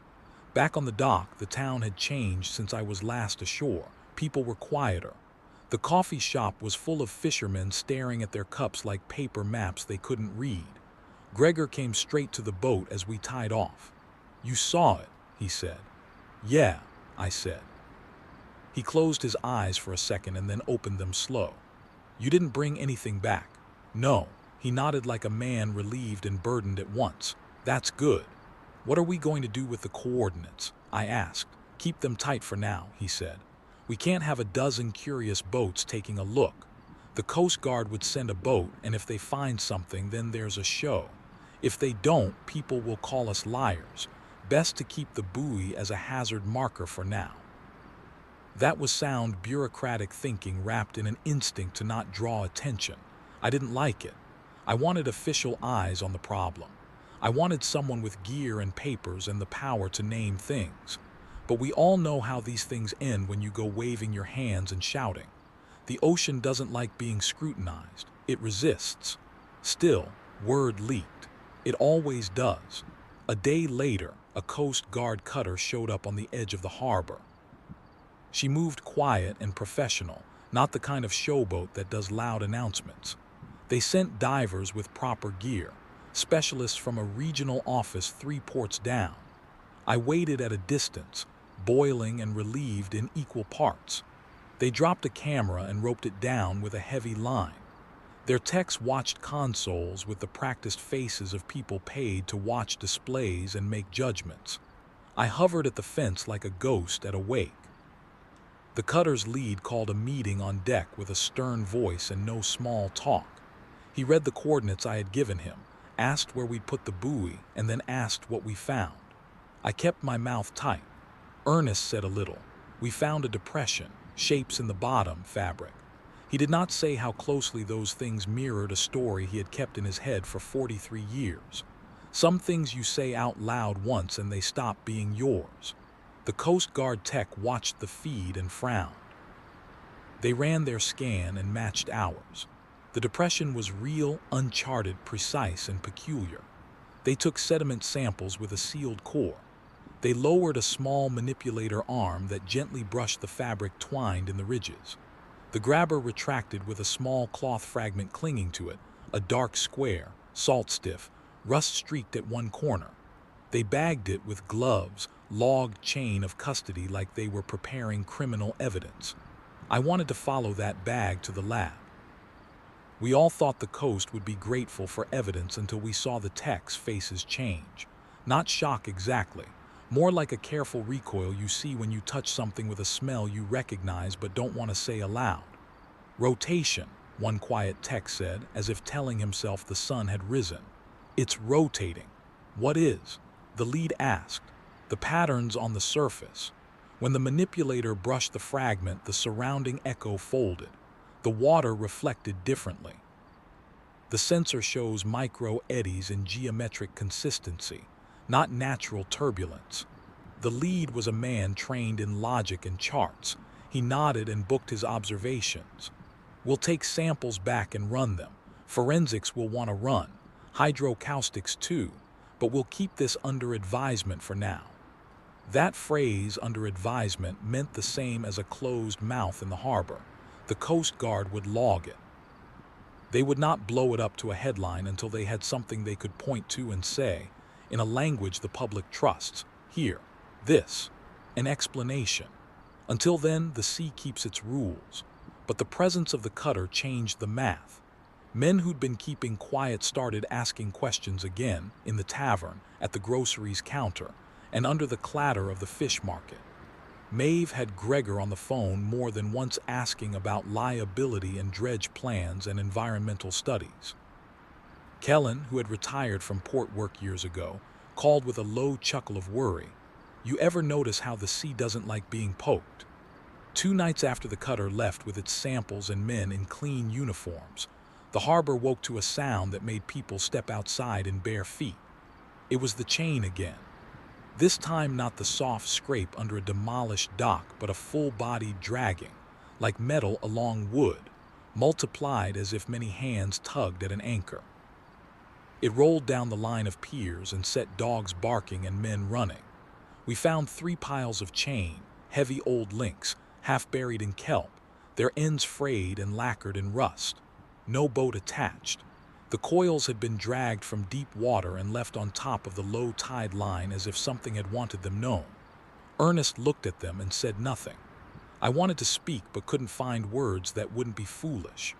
That night at the harbor bar, men drank and traded versions of what they'd seen.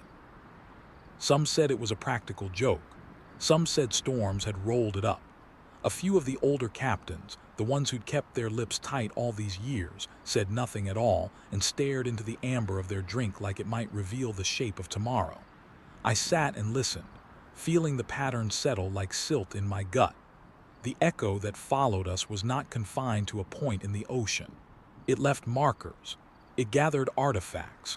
It arranged itself into loops we could see if we had the patience to look.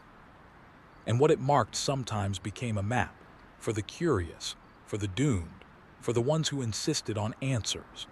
A week later, the lab calls started. The fragment contained fibers that tested as synthetic, but of a weave unknown to most textile labs. Assorted isotopes in the rust stains didn't match common marine sources. Sonar teams reported microreflections inconsistent with geological features. The language of instruments was strange and slow, delivering anomalies like a rainfall. I read the reports at home with my hands clamped around a mug of coffee gone cold. The more I learned, the less the answers felt helpful. Each piece confirmed the presence of something anomalous, an object that obeyed none of the comfortable rules. It wasn't enough to give the ocean back its mystery. If anything, it made the mystery heavier. When people say the sea keeps secrets, they mean more than hidden wrecks and lost nets. They mean that some things in the deep take lives and take curiosity and keep what they take. The Coast Guard filed their evidence. The lab filed theirs. Men took their testimonies and went back to fishing as they had done for generations. The buoy remained in the coordinates on our maps, a small orange defiance against the water. And me? I still woke sometimes in the dark thinking the hum had returned, thinking the knock would come again. I still went down to the dock at night just to see if the water looked the same. It never did. It changed every day, patient and indifferent and vast. But I learned one stubborn truth beneath the fear. Notice is not the same as answering. Recording the depression didn't end anything. Dropping a buoy didn't end anything. But this much is true: once you know where the thing sits and how it behaves for you, you can be a little smarter about where you walk. That's not victory, it's survival. There will be more nights of chain and of fabric and of strange hums. There will be men who push too far and men who leave before curiosity can twist into consequence. Somewhere in the deep, something tallies and waits. It counts and it remembers the ones it marked. I learned that. I told Ernest I had. He grunted, not satisfied, not surprised. It's small consolation. But it's a thing that matters when the dark comes in. To keep your hands clean of the things the deep doesn't want taken home. We left the buoy. We left the marker. We left the depression to the pressure of water and time, and we went back to the work of hauling nets and checking winches and patching lines. The ocean will test you with moments between sets. The trick is to answer with the least possible curiosity and the most possible respect. That week, the town slept with doors closed a little earlier. The bar emptied earlier. People remembered what Ernest told me years ago. Some things the ocean keeps are better left where they lie. I still think about that gentle knock on our hull. I still think about the way the water bent when the manipulator brushed the fragment. I still think about the buoy bobbing like a small orange question. And at night, when the world is quiet, I listen for the faint sound of counting, a pattern, a rhythm, and hold my breath like it might listen back. I didn't sleep much after the chain incident. Nobody did. The harbor master's office closed an hour early 2 nights in a row, and fishermen who'd spent their whole lives on the water started glancing over their shoulders walking from the pier to their trucks. The ocean was the same, but the people weren't. Something happens to a community when the water starts acting like it's paying attention. You could feel it in town. Folks didn't say it outright, but they all felt the shift. Something had eyes. Something was awake, and something, for whatever reason, had decided to look at us. 2 mornings after the Coast Guard carried their fragment samples south, I found Ernest already at the dock when I got there. He stood with his arms folded, thick fingers tapping his elbows like he was keeping time to a song only he could hear. I waited for him to break the silence. He didn't. "You didn't sleep either," I said. "No point wasting time trying." "Thinking about the chains?" I asked. "Thinking about the pattern," he said. "What pattern?" He finally looked up, eyes sharpening as if he'd come back from somewhere far away. "It wasn't random," he said. "The chains, the timing, the location." I raised an eyebrow. "You're going to have to give me more than that." He gestured toward the water. "Every time it shows itself, radar echo, fabric depressions, chains, it appears along the same rough arc, same distance from shore, same lateral drift, same depth range. It's following a curve." "A curve." "A sweep," he said, "like it's scanning." The word landed like a weight, scanning. The thought made my skin crawl with something cold and instinctive. It wasn't just moving, it wasn't wandering, it wasn't drifting with currents, it was searching. "What does it want?" I asked. "What anything wants when it keeps checking the same ground," Ernest said, "fixing position, tracking, mapping. That sounds like you think it's intelligent." He shrugged. "Or methodical, or both. Doesn't matter which, not to us." "Why not?" "Because we're inside the sweep." That day, nobody went out, not officially. Fishermen sat on their boats cleaning lines they'd already cleaned twice that week. Others tinkered with engines that didn't need tuning. They didn't talk about the chains, didn't talk about the buoy or our scans, but everyone was waiting. Waiting for what none of us knew. But you don't work the ocean this long without developing a certain shared sense, a barometric instinct that's not about weather as much as it is about timing. By late afternoon, fog rolled in from the west, slow and steady, rising off the water like breath.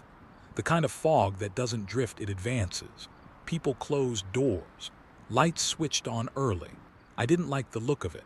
Fog changes sound, makes distances wrong. It makes you listen harder than you want to. And when you're already waiting for something, fog can make you believe you hear things that aren't there. Except this time, something was there. Just after sunset, Gregor called. His voice was too level. "Where are you, Dale?" "At the docks. Get off the water now." "Why? What's going on?" "Beach patrol found something," he said. "On the North Spit. You need to see it." I didn't ask more. His tone didn't leave room for it. I jogged up to the parking lot, found Ernest leaning on his truck like he knew I'd come running. "You got the call," he said. "Yeah." "We going?" "Yeah." He didn't ask what it was, didn't need to. When the sea starts returning items, none of them are ever good. The North Spit is a crescent of sand stretching toward the mouth of the harbor, the first thing the tides touch and the last thing the city maintains. It's where driftwood collects, where kids climb logs in summer, where storms dump their cargo in winter. Tonight the fog hugged the ground like a second skin. The beach patrol's truck sat with its headlights pointed at a shape in the sand. As we approached, Gregor stepped out, face pale, jaw tense. "Tell me this isn't connected," he said. "What did you find?" I asked. He gestured. The shape in the sand wasn't debris. It wasn't driftwood. It was a bundle of rope and canvas. No, not canvas. A heavy synthetic fabric like sailcloth, but thickened, dark, mottled with stains that looked older than the tide that carried it in. The same material as the fragment from the water, but this piece was larger, maybe 3 feet across, torn along one side with a curve where it had bent around something. Not something small, something big. The rope was stranger. It wasn't natural fiber or plastic. The weave was too fine, too complex, like it had been braided with more strands than should have been possible for human hands. The texture reminded me of something between kelp and cable. "What is that?" Gregor asked. "You want the truth?" Ernest said. Gregor hesitated. "Do I? No." We stood there in the fog while the surf whispered behind us and the silence grew thick. Finally, I crouched beside the bundle. I didn't touch it. I wasn't going to make that mistake again. "It's fresher," I said, "less weathered than the one from the Depression." "Meaning what?" Gregor asked. "Meaning it wasn't down there long," Ernest answered. "Meaning it's shedding pieces or dropping them." "Why would it do that?" Gregor asked. Ernest didn't answer. I did. "It's marking." "Marking what?" "Us." Gregor exhaled shakily. "We need to call the Coast Guard." "Already did," Ernest said. "They're sending a pickup team." We stood in silence again until Gregor spoke softly. "I thought it was over," he said. "We pulled the buoys, we removed the docks, we stopped poking at things. Why won't it leave us alone?" Ernest stared at the sand. "It's not about the docks," he said. "What then?" "It's about attention. Once something notices you, it doesn't forget." The Coast Guard arrived 30 minutes later, 2 men with sealed bags and long tongs, the same unit that had taken the other fragment. They collected the fabric, photographed the rope, asked questions they didn't expect answers to. One of them, a younger tech with a face that hadn't been hardened by years of ocean work, crouched beside me. "You ever seen material like this?" he asked. I shook my head. "No, but it's related to what we found offshore." He nodded. "They told us." He looked back at the bundle, then lowered his voice. "You want my opinion?" he said. "Not sure," I said truthfully. "It looks manufactured," he whispered. "But not by us." He sealed his bag and walked away. When they left, Gregor told me he wanted to close the North Spit until further notice. "Makes sense," I said. "Does it?" he asked. "Does anything we do actually matter to something like this?" The question sat in my head the whole walk back to the dock, because he was right. Nothing we'd done so far had changed anything. Avoidance, caution, silence. None of it made a difference. The depression was still there. The echo still followed. The fabric still surfaced. The chain still appeared.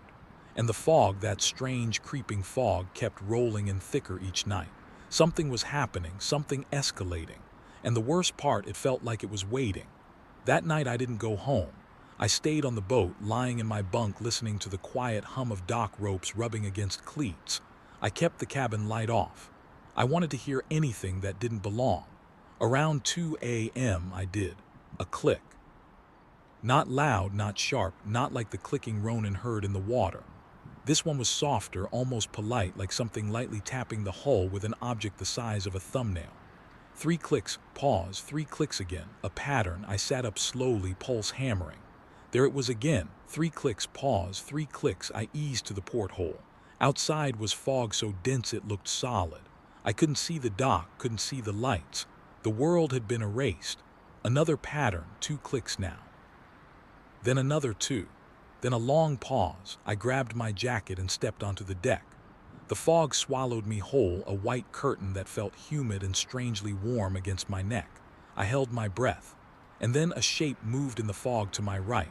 Not in the water, not below, on the dock. Something stood there, something tall. Its outline warped by the fog, edges shifting like heat haze. I froze.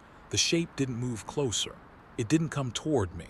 It simply stood at the edge of the slip, watching. The clicking stopped. Whatever it was, it didn't breathe loud. It didn't shuffle or sway. It was impossibly still. Then it moved not forward but backward, dissolving into the fog like something stepping through a door. Gone. I stood there shaking, unable to call out, unable to move. Because that was the moment everything changed. That was the moment I realized the truth. It wasn't just in the water anymore. It could come onto land. It knew the docks. It knew our boats. It knew where I slept. And it wasn't finished. Not even close. In the morning, I told Ernest. He didn't look surprised. He didn't ask what it looked like. He didn't even ask if I was sure. He just said, "You're marked." And I knew with a cold certainty deep in my bones that whatever was out there, whatever had followed us, scanned us, left fabric and chain and knocks and now a shape in the fog, it was coming back. And next time it wouldn't stay at the edge of the dock. Fog has a personality out here. People who don't live near the water think fog is just weather, but fishermen know better. Fog can be gentle or hostile, thick or thin, honest or deceptive. The kind we had that morning was the kind that doesn't belong to wind or temperature. It moved with intent. It lingered like it was listening. The shape I'd seen on the dock the night before stayed in my mind like an afterimage burned into the back of my eyes. I didn't tell anyone except Ernest, but that didn't matter. The town already felt the shift. You don't need to share words for people to feel when something changes. A drop in atmosphere, a tension under the ribs, a glance exchanged between men who don't scare easy. Something had crossed a boundary, and boundaries, land, water, light, dark, exist for a reason. That morning, fishermen didn't go out early. A few boats started engines out of habit, then shut them down just as fast. Men milled around the docks without saying what they were waiting for. Some leaned on railings. Others paced the pier as if expecting something to surface. I walked along the wharf feeling eyes on me, not suspicious, just searching. Word had spread without anyone speaking. Dale had seen something. People didn't ask outright. Not yet, but they watched. They waited to see if I'd flinch at shadows. In a place like ours, once the water looks at you, everyone else does too. Gregor flagged me down near the harbor master's office. His face was gray with worry, his clipboard forgotten at his side. "Bad fog," he said. "Fog's fog," I answered. He shook his head. "Not this one." He glanced at the breakwater, then leaned closer. "We lost a buoy." My stomach tightened. "Which one?" "The hazard marker, the one from your scan." The buoy wasn't something that could drift off on its own. We'd anchored it deep with chain, calibrated the weight, checked the mooring 3 times. The current out here wasn't strong enough to eat a buoy unless something helped it. "When?" I asked. "Last night," he said, "before dawn." "Any idea where it went?" Gregor swallowed, jaw working. "Yeah," he said quietly. "We tracked the beacon for an hour before it stopped." "Stopped?" "It was moving," he said. "Not drifting, moving in a line." "Straight line?" I asked. "Straight," he said. "Too straight." I didn't need more than that. Something had taken it. I found Ernest on board, checking knots on a coiled line he'd already tied and retied 3 times, which told me he was thinking hard enough to wear out rope. "Buoy's gone," I said. "I know," he muttered. "Gregor told me." "We going out?" He didn't answer for a moment. Then, "We have to." There was no bravado in his voice, just resignation and a kind of grim understanding between 2 men who had seen enough to know that ignoring this thing wasn't going to make it forget us. We cast off in thick fog that swallowed everything past 20 feet. The boat felt small, swallowed in a gray chamber. Sounds warped. Water slapped the hull with muffled irregularity. Even the engine felt subdued, as if something in the fog softened the pitch. Ernest kept us at slow throttle, radar humming. The screen showed nothing but static grain for the first few minutes, normal for heavy moisture. Then a faint contact bloomed on the far right of the sweep. Small, steady, stationary. Not moving with currents. "Is that?" I started. "Marker beacon," Ernest said. "The buoy. The one that should have been anchored 8 miles west, except now it sat barely a mile off the breakwater." He eased us forward with the throttle barely above idle. The fog thinned just enough to reveal the faint glow of the buoy's warning light flickering and half submerged. The buoy didn't bob right. It didn't move with waves. It almost hovered, suspended wrong in the water, as if the sea didn't know what to do with it. We eased closer until we could see it was listing hard to one side. The mooring chain was gone. The metal bracket on its underside wasn't broken, it was twisted, like something had torqued it with slow, deliberate force. Something had lifted the buoy, lifted it, carried it, set it here. My skin crawled. "What's that on the side?" Ernest asked. I leaned over. Something dark and stringy stuck to the buoy's paint, a fibrous smear like kelp but tougher, more structured. It had a woven look, almost like the rope found on the North Spit, but thinner. I didn't touch it. I wasn't that stupid anymore. "We should take a picture," I said. "No," Ernest said immediately. "We need proof. We need not to provoke anything." I stared at him. "You think taking a picture provokes it?" "I think everything provokes it," he said. We circled the buoy once. The fog around it seemed thicker, swirling subtly against wind patterns that didn't exist. Then the sound came. Soft, muffled, deep. Not a click this time, not the hull knock, a pulse. 3 pulses, pause, 3 pulses. It vibrated somewhere behind my ribs. I looked at Ernest. "That's the same pattern I heard last night," I whispered. "I know. You think it's communicating." "I think," he said, "it's deciding." We left the buoy and turned back toward the harbor.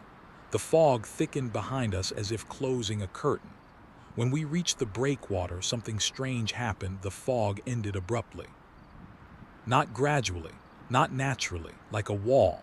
We crossed it and sunlight hit the deck in a clean strip, warm and normal. I felt the warmth like a punch. Normal sunlight feels different after the dark looks at you.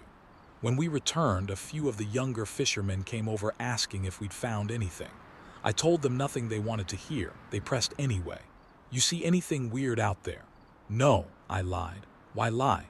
Because the truth would have broken something in them too early. Men who depend on the sea need a certain kind of faith, not in safety, but in rules. You take the rules away and people stop trusting the ground under their boots, and we were close to that already. That afternoon I went home and slept for an hour. When I woke, someone was knocking at my door. It was Maeve, the environmental officer. She held a folder against her chest like a shield.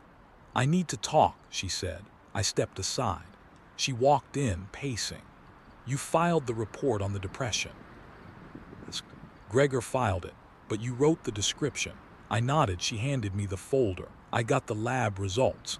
I opened it expecting scientific vocabulary. What I found instead made my stomach tight. Across the top page was a simple printed sentence. "Sample is consistent with material found in 2 historical anomalous cases and 1 unclassified marine recovery." "What does that mean?" I asked. She took a long breath. "It means this isn't the first time," she said. "Not even close." "What cases?" She chewed her lip. "I'm not technically supposed to say, but you need to hear it." She pointed at the first file. 1958, an unidentified structure was reported dragging nets off Kodiak. Fabric similar to this was tangled in the gear. The report vanished from federal logs a year later. She pointed at the next. 1974, something tore a sonar cable off a research vessel near the Aleutian Trench. Divers found pieces of material with impossible folds. "And the third?" I asked. 1999, she said. Off Vancouver Island, 2 fishermen pulled up a fragment on a long line. They started hearing patterns, knocking, clicking. 1 man left the job, the other drowned 2 weeks later under circumstances nobody could explain. I felt cold. "Why didn't anyone know about this?" I asked. "Because the reports weren't shared. The cases were scattered across jurisdictions. Different agencies, different investigators. No one put the pieces together. And now," she stared at me, "now it's happening here." That night Ernest called me to the docks. "Something you need to hear," he said. When I arrived, he was standing on the pier with a portable radio set on the railing. He nodded toward it. "Listen." The static hissed a moment. Then faintly, so faintly I wasn't sure at first, 3 clicks. Pause, 3 clicks. I leaned closer.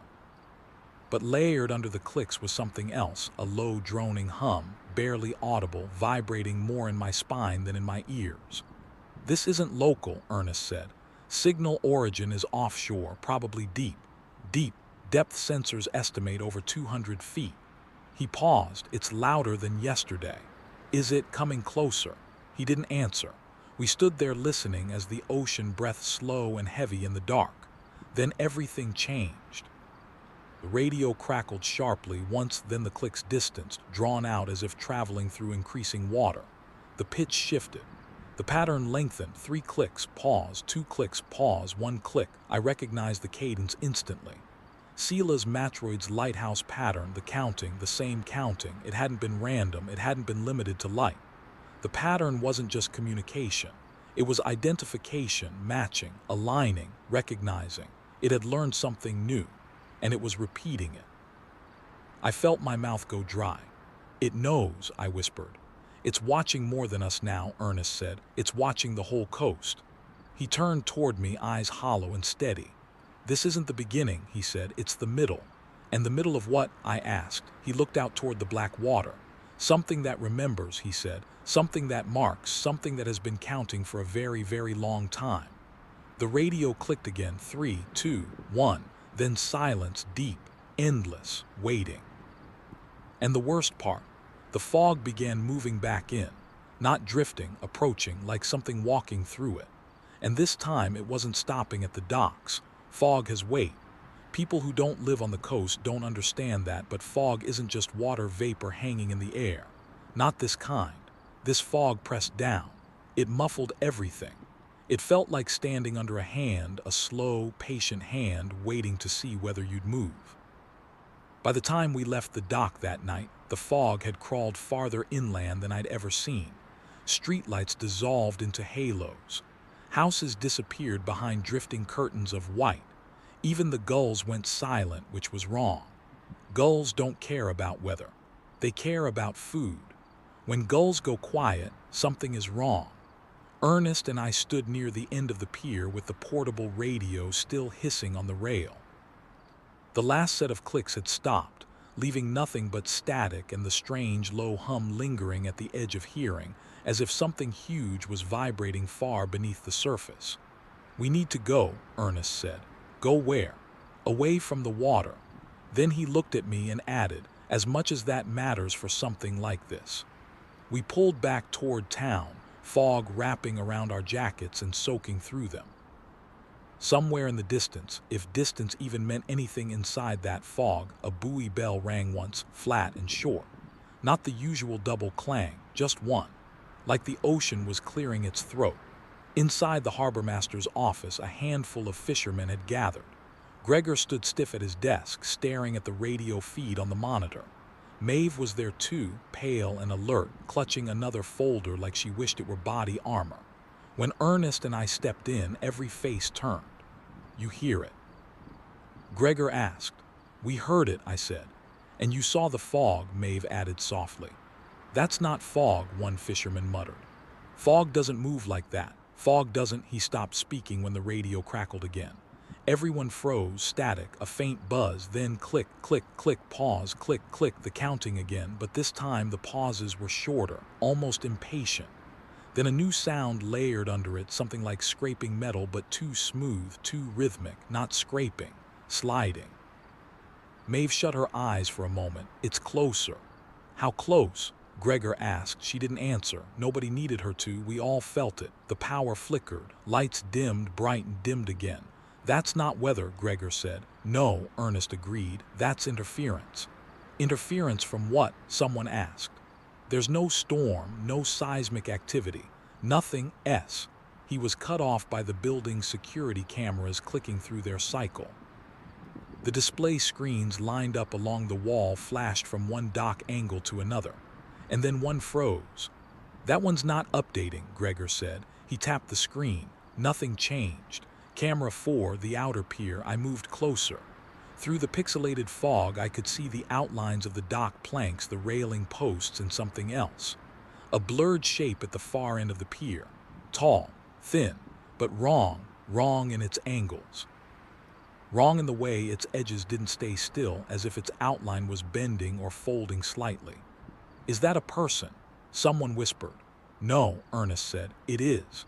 The shape shifted, not stepping, not walking, more like unfolding the way a shadow might stretch when a light changes. Then the camera blinked entirely to black. A second later, another screen froze. Camera 7, the north landing. Something moved there too, but this one was closer and bigger. My breath caught. It wasn't human in outline. The shape had curvature, like whatever it was didn't obey human symmetry. Parts of it shimmered like reflections on water, except it wasn't reflecting anything. It was generating its own distortions. What the hell? Someone breathed. Maeve grabbed the edge of the desk hard enough to whiten her knuckles. This is a response, she said. It's reacting to the retrieval teams, to the samples, to the markers, to the scans. Or to us, Ernest said quietly. The radio chirped again. Click, click, click, click, click, pause, click, 3, 2, 1, then silence. Suddenly the power surged back to full brightness. The radios went dead, not static, not signal, dead. As if something had cut them from the other side, everyone looked at one another. Phones, Gregor said. Check your phones. People pulled out their devices. No signal, no service, not even emergency bandwidth, everything cut. Every connection to the outside world severed. Not jammed. Not disrupted, just gone, like something had folded that part of the world inward and removed it temporarily. We need to leave, one of the men said. Get inland, get distance. But Ernest shook his head.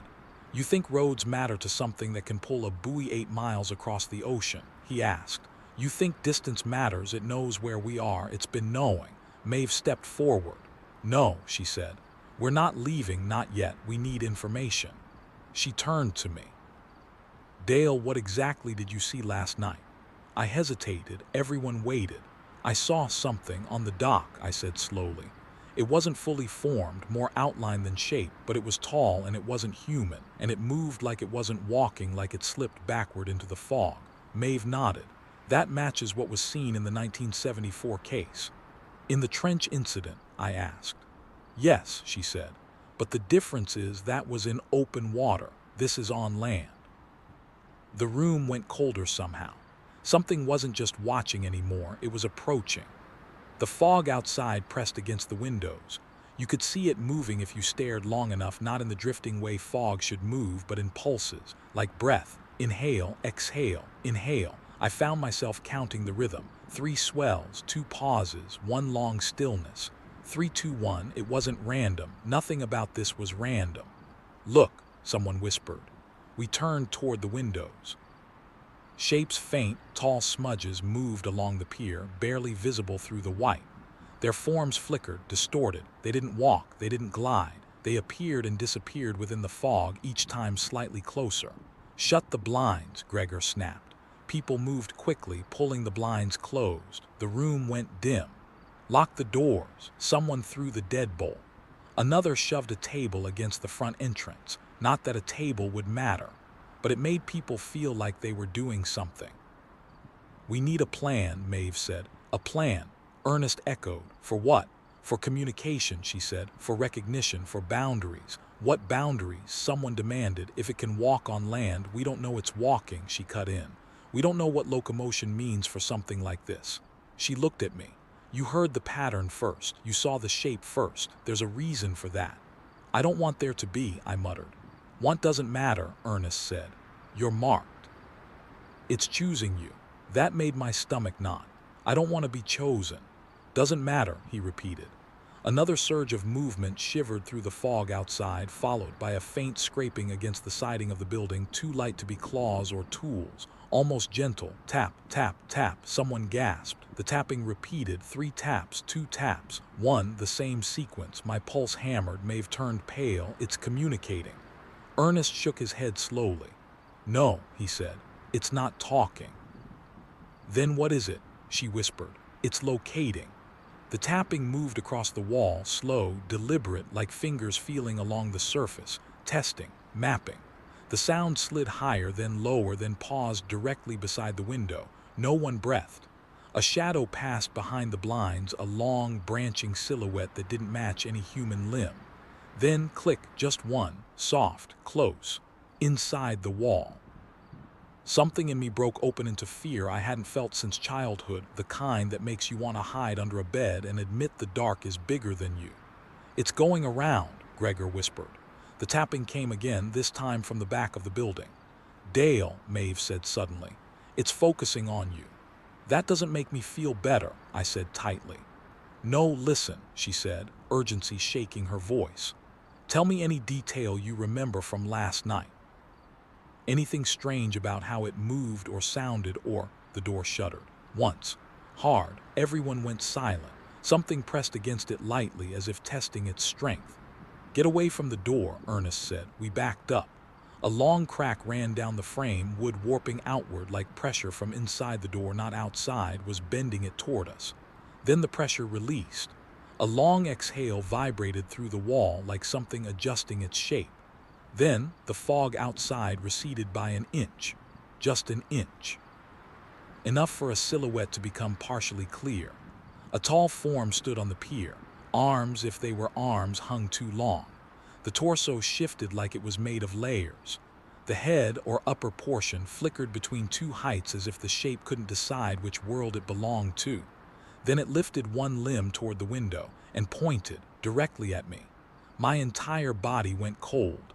"Dale," Ernest said quietly, "don't move."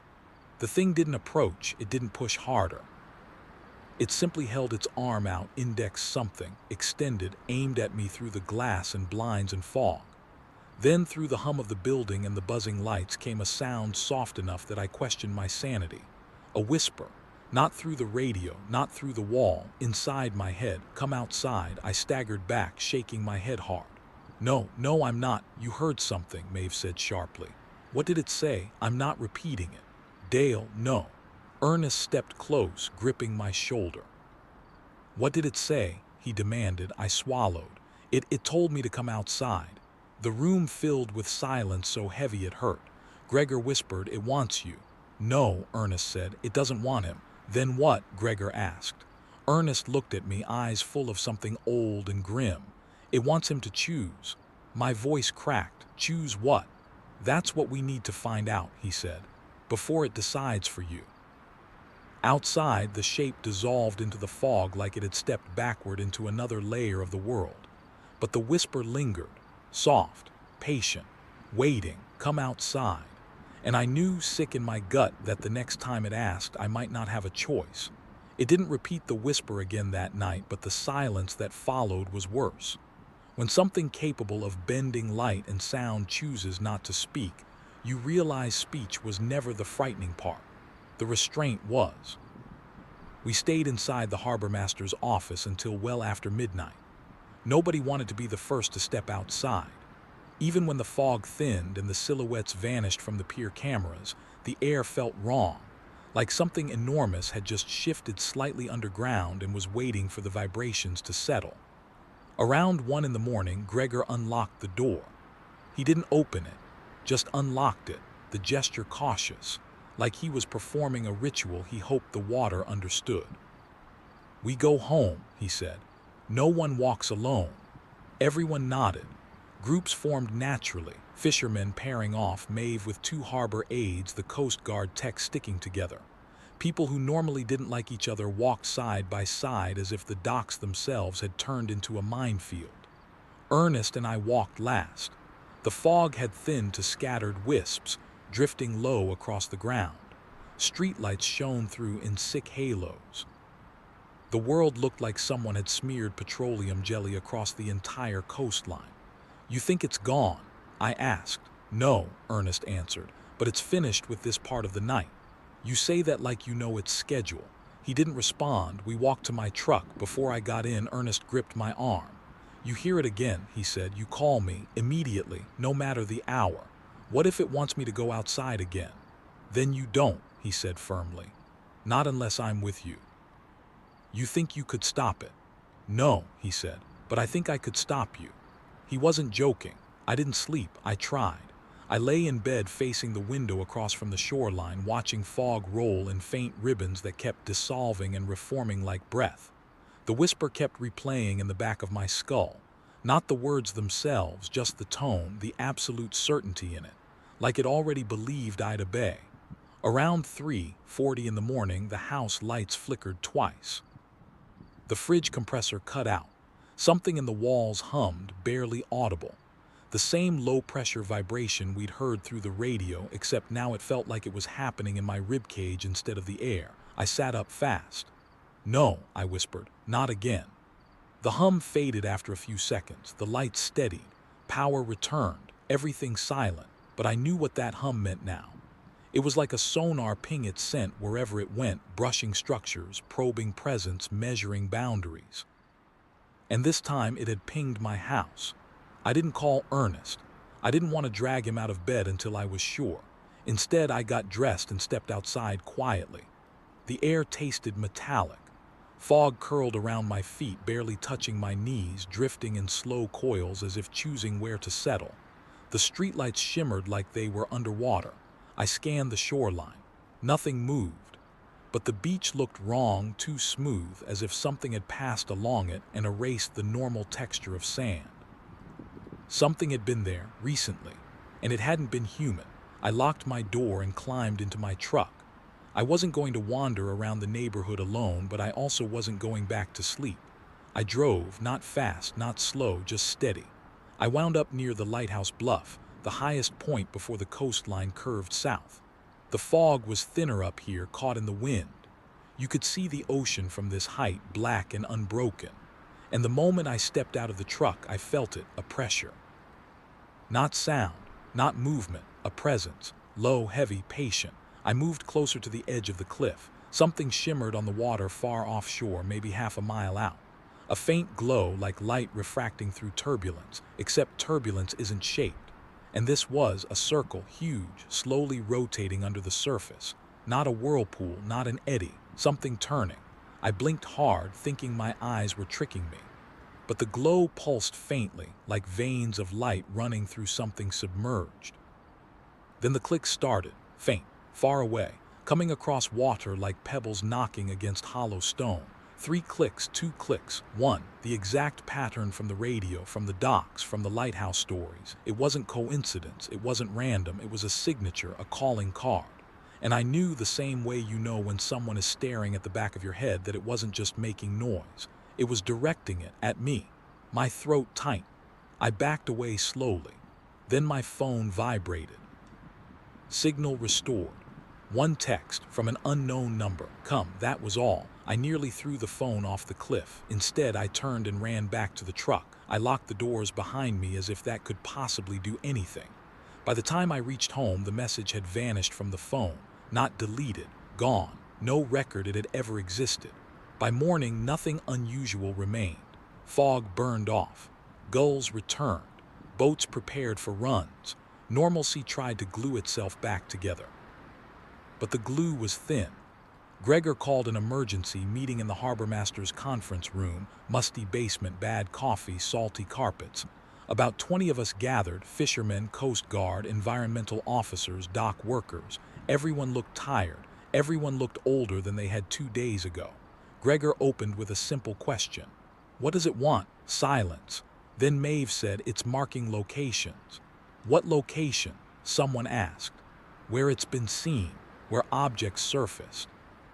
Where the depression formed, where the buoy was moved, where the fog concentrated, it's creating a perimeter.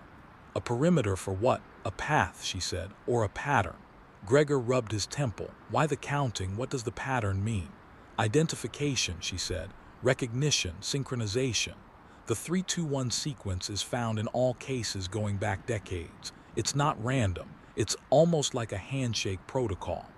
You're telling me this thing has communication protocols? One fisherman snapped. I'm telling you, Maeve said calmly, that it uses structured signals. That means intent. The room buzzed with nervous shifting. Ernest leaned forward. And what about Dale? Everyone looked at me. Maeve nodded. We need to talk about that. I don't want to be talked about, I muttered. It's not optional. She looked at me with something like sympathy, but not the comforting kind, the clinical kind, the kind you give someone already inside a problem. You're a focal point, she said. I don't want to be. And it doesn't matter, she said gently. What does that mean? Another man asked. It means whatever this is, whatever intelligence or presence or phenomenon, it has singled him out. It's communicating directly with him. It's tracking him. Ernest cleared his throat. He saw the shape before any of us. He heard the tap before we did. The radio changed patterns when he was near it. The fog thickens around him. And last night, he paused. What happened last night? Gregor asked. I swallowed hard. It spoke to me. Murmurs rippled through the room. What did it say? Maeve asked. I hesitated then. It told me to come outside. The room went dead silent. That's not good, someone muttered. No, Maeve said. It's not. What does it want with him? Gregor asked. We don't know, she admitted. But in the Vancouver Island case, the person it focused on drowned a week after direct contact. The room stiffened. Not because it attacked, she said quickly. The diver walked into the water on his own, middle of the night, fully dressed, no wetsuit, no gear. Sleepwalking. Someone offered. No, she said. No signs of that. Witnesses said he walked with purpose, like he was responding to something. My blood chilled. And the other historical cases? I asked, voice unsteady. In most of them, she said, the person who was directly engaged either left the coast permanently, lost time, or vanished entirely. A fisherman slammed his hand on the table. Oh hell no, he said. We're not letting that happen. Then you need to put restrictions in place, Maeve said. On Dale, restrictions on me. Like what? I asked. Curfew, she said softly. Constant company, no going near the water alone, no responding to signals. So I'm a prisoner.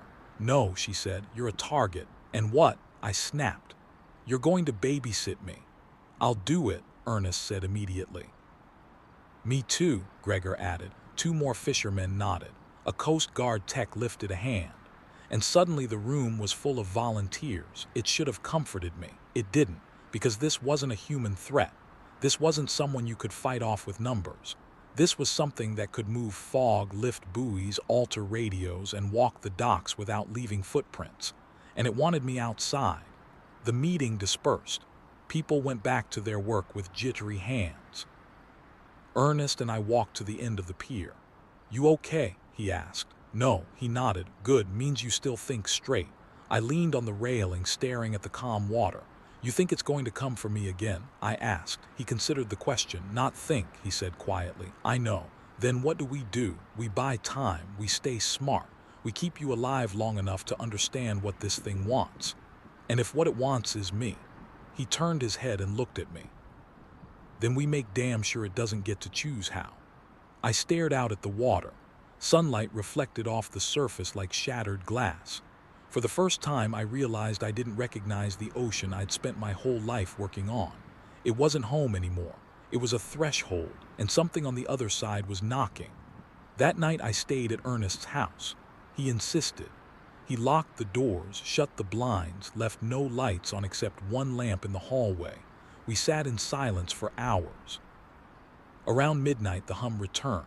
Not in the house, not in the radio, in the air. The walls vibrated very slightly. The lamp buzzed, my breath caught. Ernest grabbed my arm. Don't move, he whispered. The hum grew stronger, then softly, barely audible, came the clicks. 3, 2, 1. The whisper followed, but this time it wasn't asking, it was promising. Soon. Ernest and I froze because the whisper wasn't inside the house. It was inside me, and somewhere outside the window, something began to tap. Slow, patient. 3 taps, 2 taps, 1, and then footsteps, right outside the wall, waiting, not asking anymore, waiting. Waiting for me to come outside. The footsteps outside Ernest's house didn't sound like a person walking. People land their heels, shift their weight, scuff a little, change rhythm unconsciously. What moved outside had no weight shift, no hesitation, no friction. It was the sound of something placing itself against the ground with slow precision, as if learning how to imitate a step. Ernest tightened his grip on my arm until the bones rubbed together. I didn't pull away. He whispered, barely moving his lips, "Do not respond, do not move, do not breathe louder than normal." The tapping on the siding stopped. Then a faint glide, not the sound of boots, not the brushing of fabric, a smooth slide that resembled the whisper of water across metal. I felt something cold move under my ribs, not externally but inside my chest. The way fear becomes physical when it stops being emotion and becomes instinct. After a long minute, the footsteps receded, not because the thing moved away, but because the sound folded down, like someone lowering volume from a dial rather than fading through distance. I didn't like that idea. Something that could manipulate its presence, like adjusting a setting, wasn't something we had any control over. When silence settled, Ernest exhaled shakily. "It's testing you," he said. "Testing what?" I whispered. "How far it can call you, how deep it's inside you already." My throat tightened. I didn't answer. "You didn't have to," he said. "You heard it, it knows that. He stood slowly and crossed to the window, careful not to touch the blinds. He leaned toward the glass, listening, then stepped back. "We're not safe here," he said. "Not at your house, not at mine, not anywhere alone." "Then where do we go?" He didn't answer immediately. Instead, he walked into his hallway, grabbed his keys from a hook, and tossed me a jacket. "Come on," he said. "We're going to the lighthouse." "The lighthouse?" I blinked. "Why there?" "Because if this thing operates through patterns, light, sound, fog, boundaries, then the lighthouse is the strongest signal generator we have. It might interfere." "Or attract it," I said. "That's possible," he admitted. "It's the only place with reinforced structures, backup power, and high ground." "And the patterns," I said. He nodded once. "Exactly. If the thing communicated in sequences, maybe a human-made sequence could confuse it or block it, or maybe it would escalate everything. Either way, we didn't have another option. The lighthouse at Crescent Point wasn't large, only 40 feet tall, with a squat white base and a steel spiral stairwell. Automated decades ago, but still maintained manually. Ernest knew how to get inside without triggering alarms. The fog thickened as we approached, rolling across the hillside in ribbons that hugged the ground. Not natural movement, not random. It slid in synchronized pulses. 3 waves, pause, 2 waves, pause, 1 long sweep. Even the fog knew the pattern now. Even the fog was speaking. The truck headlights hit the lighthouse just as another pulse washed across the grass. The beam cut through the fog like a blade, dispersing it briefly before it folded back together. We climbed out and moved quickly toward the structure. The metal door clanged shut behind us, echoing up the stairwell. Inside, the air smelled like old oil and salt. The generators hummed below, steady but strained. The main control panel blinked with diagnostic lights. Ernest started checking switches, making sure nothing failed. "You think it can affect this too?" I asked quietly. He answered without looking up. "If it can alter radio signals and light patterns, then yes. But I'm hoping whatever power it uses doesn't reach this far inland." "I saw something on the water earlier," I said. "Something glowing, turning, big." He paused. "What shape?" I couldn't tell. Circular, like a ring under the surface, or a mouth, or an eye. A muscle in his jaw tight. "I've seen that shape before," he said, my chest tight.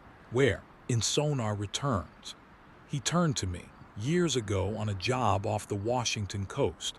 We thought it was interference, a distortion. But it rotated and it pulsed in threes. Why didn't you ever tell anyone?" "I did," he said. "No one listened." Before I could answer, the lighthouse light shifted, just slightly. The slow rotation paused half a second too long. The hair on my arm stood up. Then the beam resumed at normal pace. Ernest and I exchanged a look. "Did it?" I started. "Yes," he said, "it's here." 10 minutes passed without incident. Ernest monitored the panels. I watched the fog outside thicken anew, creeping up the windows like fingers. Then the radio on the wall crackled. We both snapped toward it, static, a soft hum. Then click, click, click, pause, click, click, but it wasn't the same as before. These weren't distant sounds carried across water. These were close, inside the building. Ernest reached for the radio handset but paused. He shook his head. "It's not the radio," he whispered. "What do you mean?" He lifted the handset and pointed it at the speaker. No vibration, no hiss. He then placed his other hand on the wall beside the radio. The sound deepened. "Dale," he said quietly, "it's in the walls." I stepped backward automatically. The walls shivered under my fingertips, not shaking but resonating, like something enormous was pressing its voice against the metal and letting it speak. The clicks grew louder. 3, 2, 1. Then something else joined them. A low, dragging scrape coming from the outer walkway, like nails made of water were sliding across steel. Ernest grabbed his flashlight. "Don't," I said. "We need to see where it is." "Seeing isn't going to help," I whispered. He ignored me. He climbed the spiral stairwell quickly. I followed because staying alone downstairs felt worse. At the top landing, he approached the glass ring of the lantern room.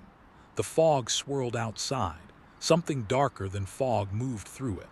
A shift in density. A distortion in shape, something tall. It passed just beyond the range of the rotating light. Every time the beam swept past, I caught a fraction of its outline, but the outline wasn't stable. It flickered. It folded inward, a geometry that didn't belong on land. Ernest's voice dropped. That's the same silhouette from the cameras. It followed us here, I whispered. No, he said. It was already here. The fog thickened, and then the lighthouse beam froze again. This time longer, 3 seconds. Long enough for the creature's shape, presence, to turn toward us. Long enough for the fog to retract around it like curtains revealing a stage. Long enough for me to see a clearer edge of its form. And what I saw didn't belong to physics. It wasn't flesh, wasn't metal, wasn't mist. It was a shape that didn't fully exist in this dimension, a shimmering outline made of refracted light and impossible curves. Then tap, against the glass, just one. Ernest exhaled harshly. No. No, no, no, the tapping repeated. 3 taps, 2 taps, 1. It was speaking to me, directly. The whisper came next. Not from the walls, not from the radio, from the center of my skull. Come downstairs. My knees nearly gave. Ernest grabbed my shoulders. What did it say? My voice shook. It wants me to go downstairs. Then that's the last place we're going. The whisper pulsed again, stronger. Come. I scrunched my eyes shut. No, I whispered. Come. My breath stuttered. Come now. Ernest shook me hard. Dale, look at me, look at me. I opened my eyes. You're not going anywhere alone, he said. You hear me. I nodded, but the whisper changed tone. It wasn't calling me, it was calling Ernest. Let HIM come. Ernest flinched like something hit his spine. It's inside my head, he said, horrified. It's trying to get to me through you. Then don't listen, I said. He laughed sharply, fear, not humor. You think that's an option. The taps intensified, traveling along the glass, moving downward as if whatever was outside was descending the lighthouse from the outer wall. Slide, tap, it was circling us. There's only one way out, Ernest said, the stairs. And downstairs is exactly where it wants us to go. It can't breach the top lantern room, he said. Too much metal, the rotations, the resonance, we stay here. But the beam froze again. Then it reversed direction. The lighthouse had never reversed direction. The fog below roared, not wind, not waves. A deep churning shift like something immense was repositioning itself directly beneath the base of the tower. Then the entire lighthouse shuddered, once, hard as if something pushed it. Ernest grabbed the railing as the floor vibrated. What is it doing? I shouted. Shaking us, he said. It's trying to knock us off balance. It wants us off the top floor. The whisper returned, calm, confident. Come down. I'm not going down, I said, shaking. You might not have a choice, Ernest said. The tower jolted again. A crack formed in the lantern room floor, thin but spreading toward the stairwell. The creature outside reappeared in the fog, tall, shimmering, leaning its head, if it had a head, toward the glass. Then it did something new. It raised one limb and pointed downward, downstairs. The humming beneath the foundation grew louder. The cracks widened. The whisper grew sharper. Come down, come down, come down. Ernest grabbed my arm. We hold position, no matter what. The tower shook again. I looked at the stairwell. Something was moving up it, slow, deliberate, heavy, dragging, something with shape changing each step. And as it climbed, the lights flickered. Ernest whispered, voice razor-thin, it's coming up. Then the whisper inside my skull shattered into a single, absolute command, do not run. And I knew running would be the worst thing I could do, because whatever waited on the stairwell didn't want speed. It wanted consent, and it was willing to wait until I broke enough to give it. The sound on the stairs wasn't like a person climbing. People make mistakes when they walk, missteps, uneven timing, wood creaking differently under different feet. Whatever was coming up the lighthouse moved with impossible precision. Each shift of weight, each placement of appendage, if that's what it had, was deliberate. The rhythm was steady, slow, confident, like it knew we wouldn't run, like it knew we were trapped, like it knew this moment had already been decided. Ernest's grip tightened on my arm. I could feel every tremor in his fingers, though he tried to hide it. He leaned close and whispered, "Do not let it speak to you." "I'm not letting anything." "No," he cut me off. "You don't understand. It doesn't need permission. It only needs proximity." I didn't have time to ask what that meant. The stairwell went dark for a breath, not from the lights, from its shadow. Something enormous obstructed the lower entry to the iron spiral staircase, blocking the faint ambient glow rising from the floors below. Even the darkness felt structured, as if it wasn't the absence of light, but the presence of something that absorbed shape, color, direction. The temperature dropped. My breath fogged in front of me. Then the clicking began, soft, too soft, but close, unmistakably close. Click, click, click. A pause, click, click. A longer pause, click. Ernest whispered, "It's speaking directly to you." I swallowed hard. "What is it saying?" "It's marking you," he said. "Marking me for what?" Before he could answer, the whisper hit me again inside the center of my skull. "Don't be afraid." I flinched so hard I nearly tripped backward. Ernest caught me. "Dale, look at me." But I couldn't. My eyes stayed locked on the stairwell because the shape was rising out of the shadows now, slowly, methodically, piece by piece, like an image loading on a bad connection. The fog outside bent inward toward the glass as if pulled by the thing's presence. The air pressure changed. My ears began to ring. The shape reached the landing below us. It wasn't fully visible, only hints, edges that didn't match the geometry of the stairs. The curve of an arm that bent at a joint no human had. The outline of a head that flickered between angles. The torso shifted, folding in on itself and unfolding again like origami done in alternate dimensions. Ernest stepped in front of me. "Stay behind me," he said. "Ernest, no arguments." He positioned himself between me and the thing climbing the stairs, bracing one hand on the railing. The creature paused one step down. I felt its attention shift, not visually but electrically, toward Ernest. The whisper came again, louder, "Move." Ernest steadied himself and said out loud, "No." The air hummed. A deep vibration rolled through the lighthouse walls, shaking dust from crevices. Then, impossibly, the creature took a step up. It didn't step, its limb touched the metal, and the entire stair groaned like it was carrying weight beyond natural limit. The beam of the lighthouse flickered again, then stopped, paused in a dead line of light slicing through the fog. Ernest took another step backward, bumping into me. "It's not going to stop," I whispered. "No," he murmured, "it's not." The creature placed another limb on the step, closer. A shape, not quite an arm, not quite a tentacle, slid along the railing, brushing it lightly. The metal hissed under the contact, as if reacting to extreme cold or heat. The whisper sharpened. "Move, now." Ernest squared his shoulders. "Dale," he said, keeping his voice steady, "listen to me very carefully." My pulse hammered. "If I tell you to run," he said, "you run. You don't think, you don't look, you just go. I'm not leaving you." "You will," he said. "You must." "I won't." "You will if I force you." Before I could respond, the creature reached the landing. It stood not 5 feet below us, and I saw it clearly for the first time. It wasn't a shape. It wasn't a shadow. It wasn't fog. It was all of those things, layered and shifting. It had no stable form, its edges folded inward like negative space becoming solid. Its surface shimmered in impossible patterns, as if reflecting light from angles that didn't exist in this world. And its face, there was no face.